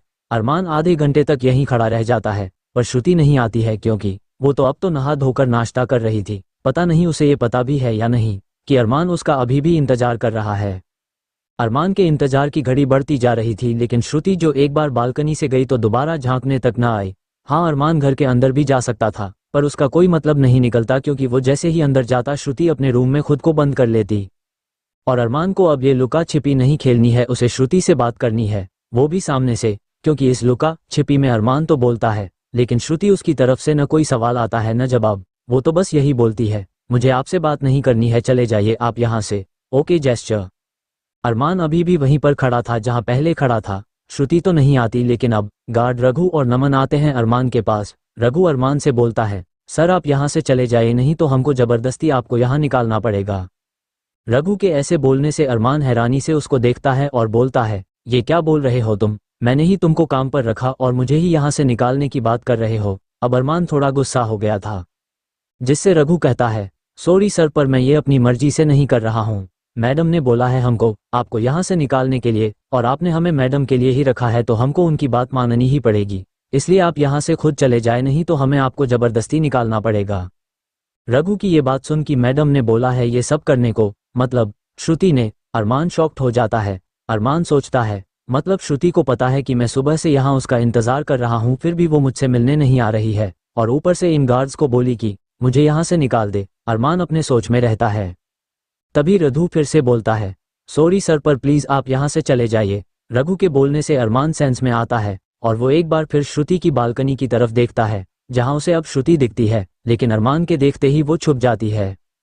श्रुति की इस हरकत से अरमान को अब गुस्सा आ रही थी, पर वो अपने गुस्से को कंट्रोल करता है क्योंकि उसे श्रुति को मनाना है, उसे हट नहीं करना है। और अब अरमान भी जिद पर आ जाता है कि वो आज यहाँ से कहीं नहीं जाएगा जब तक श्रुति उससे मिलने खुद नहीं आएगी और उससे बात नहीं करेगी। और वो जान नहीं लेता कि श्रुति उससे किस बात पर इतना गुस्सा है कि वो उसका चेहरा भी नहीं देखना चाहती।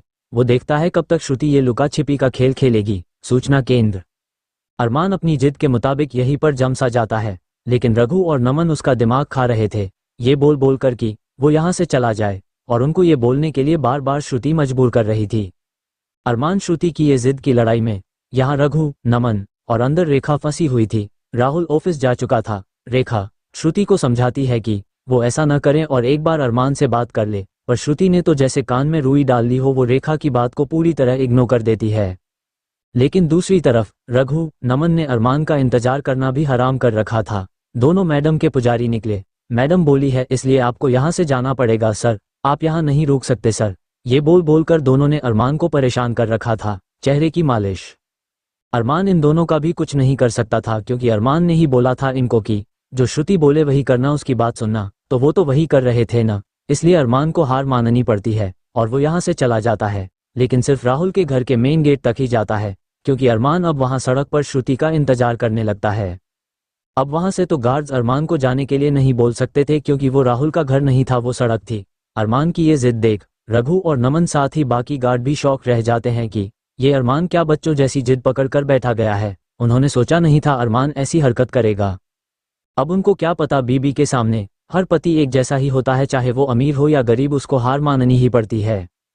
अरमान तो हार मानने के लिए भी रेडी है, पर श्रुति उससे बात करे तब न वो कुछ बताए तब न सूचना केंद्र, इसलिए आज अरमान भी श्रुति की तरह ही बन गया है। उसने ठान लिया चाहे कुछ भी हो जाए वो यहाँ से नहीं हिलेगा। और अरमान की इस जिद से श्रुति भी हैरान हो जाती है क्योंकि अरमान सुबह से लेकर अब शाम होने को चली थी वो वहीं सड़क पर ही खड़ा श्रुति का इंतजार कर रहा था, एक सेकंड के लिए भी वहां से हिला नहीं था। अरमान की इस जिद की खबर सबको हो चुकी, मतलब कपूर परिवार को भी। इसलिए शिव और अनुज जी अरमान को समझाने आते हैं कि वो ऐसा न करे, घर चले कुछ खाए पिए, ऐसे भूखे प्यासे रहने से श्रुति नहीं मानेगी। पर अरमान उनकी बात नहीं सुनता और उन पर गुस्सा कर उनको भगा देता है। धीरे धीरे रात होने लगती है। सब श्रुति और अरमान दोनों को समझाते हैं, पर श्रुति अरमान से मिलना नहीं चाहती थी और अरमान उसका इंतजार करना छोड़ता नहीं है। और इन दोनों की ये जिद वाली लड़ाई से हार अब कोई कुछ बोलता ही नहीं है। वो इन दोनों पर ही छोड़ देते हैं कि करे दोनों अपने मन की ही, देखते हैं किसकी जिद पूरी होती है। अरमान हार मान चला जाएगा या श्रुति खुद उससे मिलने आएगी। रात सर पर आ चुकी थी, मतलब सोने का टाइम हो चुका था और अरमान अभी भी वही सड़क पर खड़े श्रुति का इंतजार कर रहा था। लेकिन अब अरमान के लिए ये सब बहुत कठिन हो रहा था क्योंकि सुबह से वो यहाँ बिना कुछ खाए पिए खड़ा था और ऊपर से अब मौसम भी अपना रुख बदल रहा था, मतलब बारिश जैसे हो रहा था, हवाओं का वहाव भी तेज हो रहा था। और मौसम का ये बदलाव अरमान को श्रुति के इंतजार में एक बाधा जैसी लगती है, मगर अरमान गलत सोच रहा था क्योंकि मौसम में ये बदलाव श्रुति के दिल में अरमान के लिए फिक्र पैदा कर देती है। पर अभी भी श्रुति इस चीज से इनकार कर रही थी। वो खुद को समझा रही थी कि वो अरमान की इस जिद के आगे हार नहीं मानेगी। करने दो उनको, इंतजार कब तक करेंगे, जब थक जाएंगे तो खुद ही चले जाएंगे यहाँ से। यही सब बोलते हुए श्रुति अपने रूम में इधर से उधर टहल रही थी। एक तरफ श्रुति को अरमान की फिक्र भी हो रही थी तो दूसरी तरफ वही उसे जब याद जाता कि अरमान ने उसकी बात नहीं मानी तो श्रुति को गुस्सा भी आ रही थी। और यही गुस्सा श्रुति को अरमान के पास जाने से रोक रहा था। वो अब अरमान की फिक्र छोड़ बेड पर लेट जाती है, लेकिन लेटने बस से क्या होता है, नींद आए तब न, और नींद कहाँ से आए। जिसकी बाहों में सुकून से नींद आती है उसे तो घर से बाहर निकाल दिया। वो तो अभी भी इंतजार ही कर रहा है इस उम्मीद में कि अब शायद श्रुति उससे मिलने आए, उससे बात करे, उसे बताए क्यों वो उससे इतनी खफा है, क्यों वो ये सब कर उसे और खुद को भी तकलीफ दे रही है। न जाने ये बदलते मौसम के साथ काली रात कौन से मोड़ पर लेकर जाएगी अरमान श्रुति की कहानी को। क्या श्रुति अपना गुस्सा नाराजगी भूल अरमान से मिलने जाएगी, या हर किसी से जितने वाला अरमान अपनी ही लव लाइफ में हार जाएगा। श्रुति अरमान की सारी फिक्र छोड़ आंख बंद कर सोने की कोशिश करने लगती है। वही बाहर सचमुच मौसम अब बहुत ही खराब हो चुका था। हवाओं ने तूफान जैसा रूप ले लिया था और बादल एकदम काले। पर ऐसे डरावने मौसम में भी अरमान अभी भी श्रुति का इंतजार कर रहा था। अरमान को यूं बाहर देख अब तो गार्ड्स को भी अच्छा न लग रहा था, ऊपर से मौसम भी अच्छा न था। इसलिए रघु अरमान के पास आता है और वो अरमान को अंदर चलने या फिर यहाँ से जाने के लिए बोलता है, लेकिन अरमान रघु पर गुस्सा कर देता है। ऐसा लग रहा था अरमान का श्रुति के लिए इंतजार करने की जिद अब जुनून बन चुकी थी कि कुछ भी हो जाए मैं यहाँ से नहीं जाऊंगा जब तक श्रुति उससे बात नहीं करेगी, फिर चाहे उसे सारी रात ही क्यों न यहाँ बाहर खड़े श्रुति का इंतजार करना पड़े। अब अरमान के गुस्से के आगे रघु की क्या ही चलती, इसलिए वो यहाँ से चला जाता है। इश्क में अगर सुकून है तो इश्क में दर्द भी है, इश्क हंसाता भी है, इश्क रुलाता भी है, पास होता है तो जान बन जाता है और दूर होता है तो जान लेने लगता है। यही हाल अब अरमान का हो चुका था। महीने भर से श्रुति ने अरमान को बहुत तड़पाया है और अब भी वो वही कर रही है, तो अरमान का प्यार यूं जुनून बनना तो लाजमी ही था। पर प्यार सिर्फ अरमान ने ही बस थोड़ी किया है, श्रुति ने भी किया है। तो अरमान को यूं दर्द में देख उसे भी कहाँ सुकून मिलेगा। तभी तो वो बालकनी से अरमान का पागलपन देख रही थी, साथ ही वो रो भी रही थी। पर न जाने ऐसा क्या श्रुति को चुभ गया है जो वो इतनी तड़प के बाद भी अरमान के पास नहीं जा रही थी। और लगता है एक बार फिर वो बात श्रुति को याद आ जाती है जिस वजह से श्रुति अरमान से गुस्सा है, इसलिए तो अब उसके आंसू से भरे चेहरे में गुस्सा आ जाता है।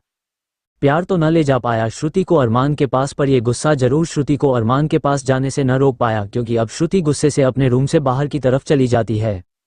श्रुति बाहर सड़क पर आती है जहां अरमान उसका इंतजार कर रहा था, पर अरमान अभी दूसरी साइड मुड़कर खड़ा था, इसलिए उसे पता नहीं चलता है कि श्रुति यहीं पर खड़े उसे देख रही है।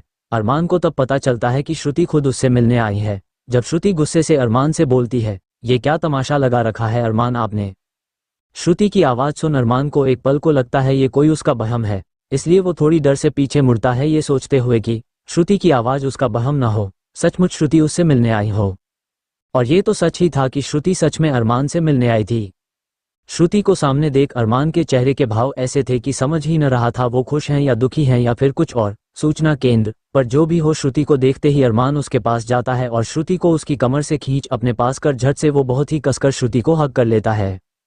अरमान ने ये सब इतनी जल्दी किया कि श्रुति को पीछे हटने का मौका ही नहीं मिला और अरमान के इस तरह गले लगने से श्रुति की तो सांसें ही रुक जाती है और धड़कनें तेज हो जाती है। चेहरे पर गुस्सा और दिल में है प्यार। श्रुति का हाल ऐसा था, विंकिंग फेस। पर प्यार को छुपा श्रुति अरमान को अपना गुस्सा दिखाती है। वो अरमान को खुद से दूर करने लगती है, पर अरमान ने श्रुति को इतना कसकर गले लगाया था कि श्रुति चाहकर भी कुछ नहीं कर पा रही थी, पर फिर भी वो अरमान की बाहों की गिरफ्त से छूटने की पूरी कोशिश कर रही थी। Okay gesture. श्रुति छटपटा रही थी और वहीं अरमान के हाल तो ऐसे थे जैसे श्रुति के गले लगते ही वो उसकी बाहों में ही कहीं खोसा गया हो। बहुत सुकून महसूस करता है अरमान, पर यह सुकून ज्यादा देर तक अरमान को रास न आती है, क्योंकि अब श्रुति अरमान को खुद से बहुत ही गुस्से से अलग कर देती है और उसे पीछे धकेल देती है। वो गुस्से से अरमान से बोलती है, अरमान आपको क्या लगता है ये सब जो आप कर रहे हैं उसे देख मैं आपको माफ कर दूंगी? कभी नहीं, आपको नहीं पता अरमान, आपने मेरा कितना दिल दुखाया है। मेरे लाख मना करने के बाद भी आपने वही किया जो आप चाहते थे। फिर क्यों यहाँ ये नाटक कर रहे हैं कि आपके लिए मैं कितनी इम्पोर्टेंट हूँ? अगर आपको मुझसे जरा सा भी प्यार होता ना तो आप मेरी बात मानते और बिना मेरी मर्जी के कुछ न करते। श्रुति के धकेलने और उसकी ये सारी बातें सुन अरमान हैरान ही रह जाता है। वो सोचता है कि श्रुति इस बात के लिए उससे नाराज है कि उसने उसकी बात नहीं मानी, और इन बातों के बारे में वो श्रुति को न जाने कितनी बार समझा चुका है। अब तो श्रुति को ये भी पता था कि ये सब उसने अंशुल का सच जानने के लिए किया था, फिर भी वो उन बातों को लेकर उससे गुस्सा है।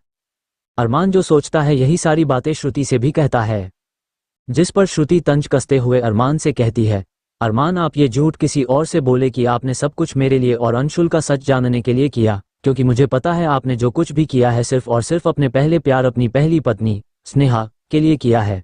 आपने मेरे लिए कुछ नहीं किया। अगर आप मेरे लिए करते न तो मेरी बातों को समझते और वो सब न करते जो मुझे हट कर रहा था। आपने सब कुछ सिर्फ स्नेहा और अपने बारे में सोच कर किया, आपने मेरे बारे में कुछ नहीं सोचा। अरमान हैरानी से बोलता है, श्रुति तुम गलत समझ रही हो। श्रुति अब फिर से गुस्से से बोलती है, गलत नहीं सही बोल रही हूँ अरमान मैं।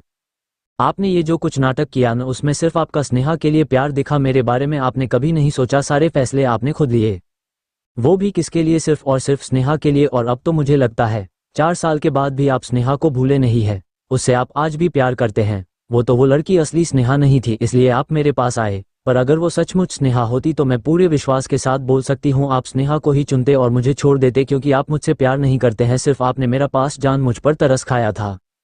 श्रुति सब कुछ गुस्से से बोले जा रही थी। उसके मन में अभी तक जो बात थी वो सब अरमान को बोल रही थी। वो ऐसे ही और भी बहुत कुछ बोल रही थी।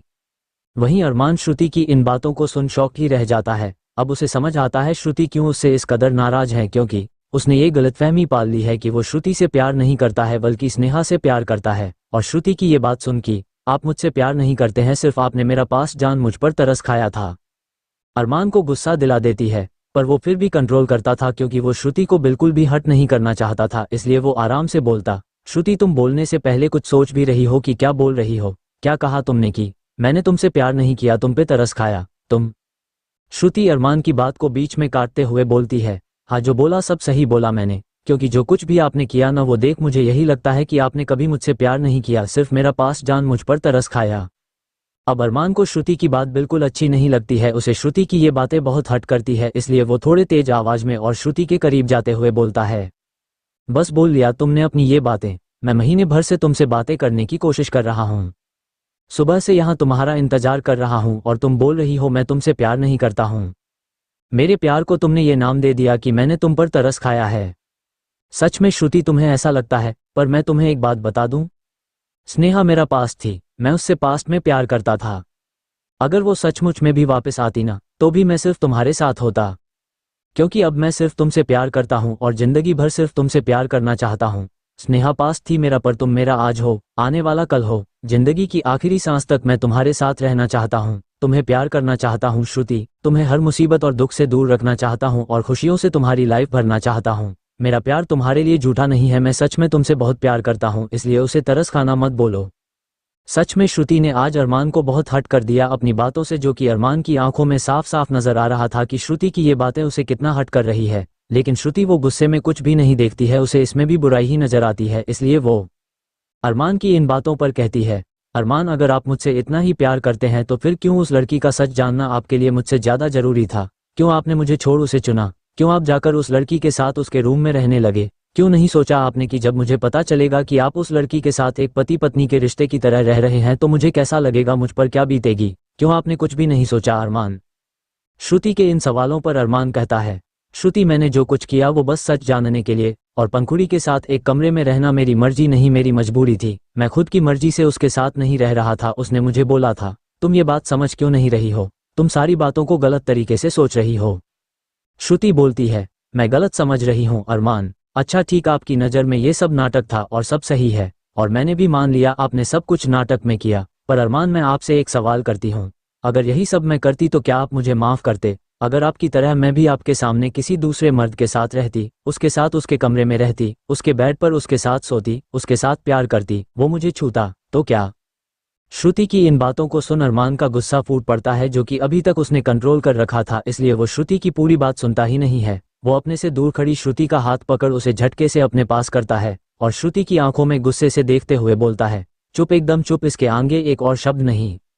बात सचमुच बहुत बिगड़ गई थी। दोनों बीच सड़क पर आधी रात को लड़े जा रहे थे, न ये देख रहे थे कि रात है, न ये देख रहे थे कि मौसम कैसा है। कोई इनको समझाने वाला भी न था, और श्रुति जैसी जैसी बातें बोल रही थी वो अरमान को हर्ट भी कर रही थी और उसे गुस्सा भी दिला रही थी। लेकिन अभी गुस्से से नहीं, धैर्य से काम करने पर ही बात बनेगी, क्योंकि श्रुति तो पहले से ही भड़की हुई है, और अगर अरमान भी वैसा ही करेगा तो न जाने बात कहाँ से कहाँ पहुँच जाएगी।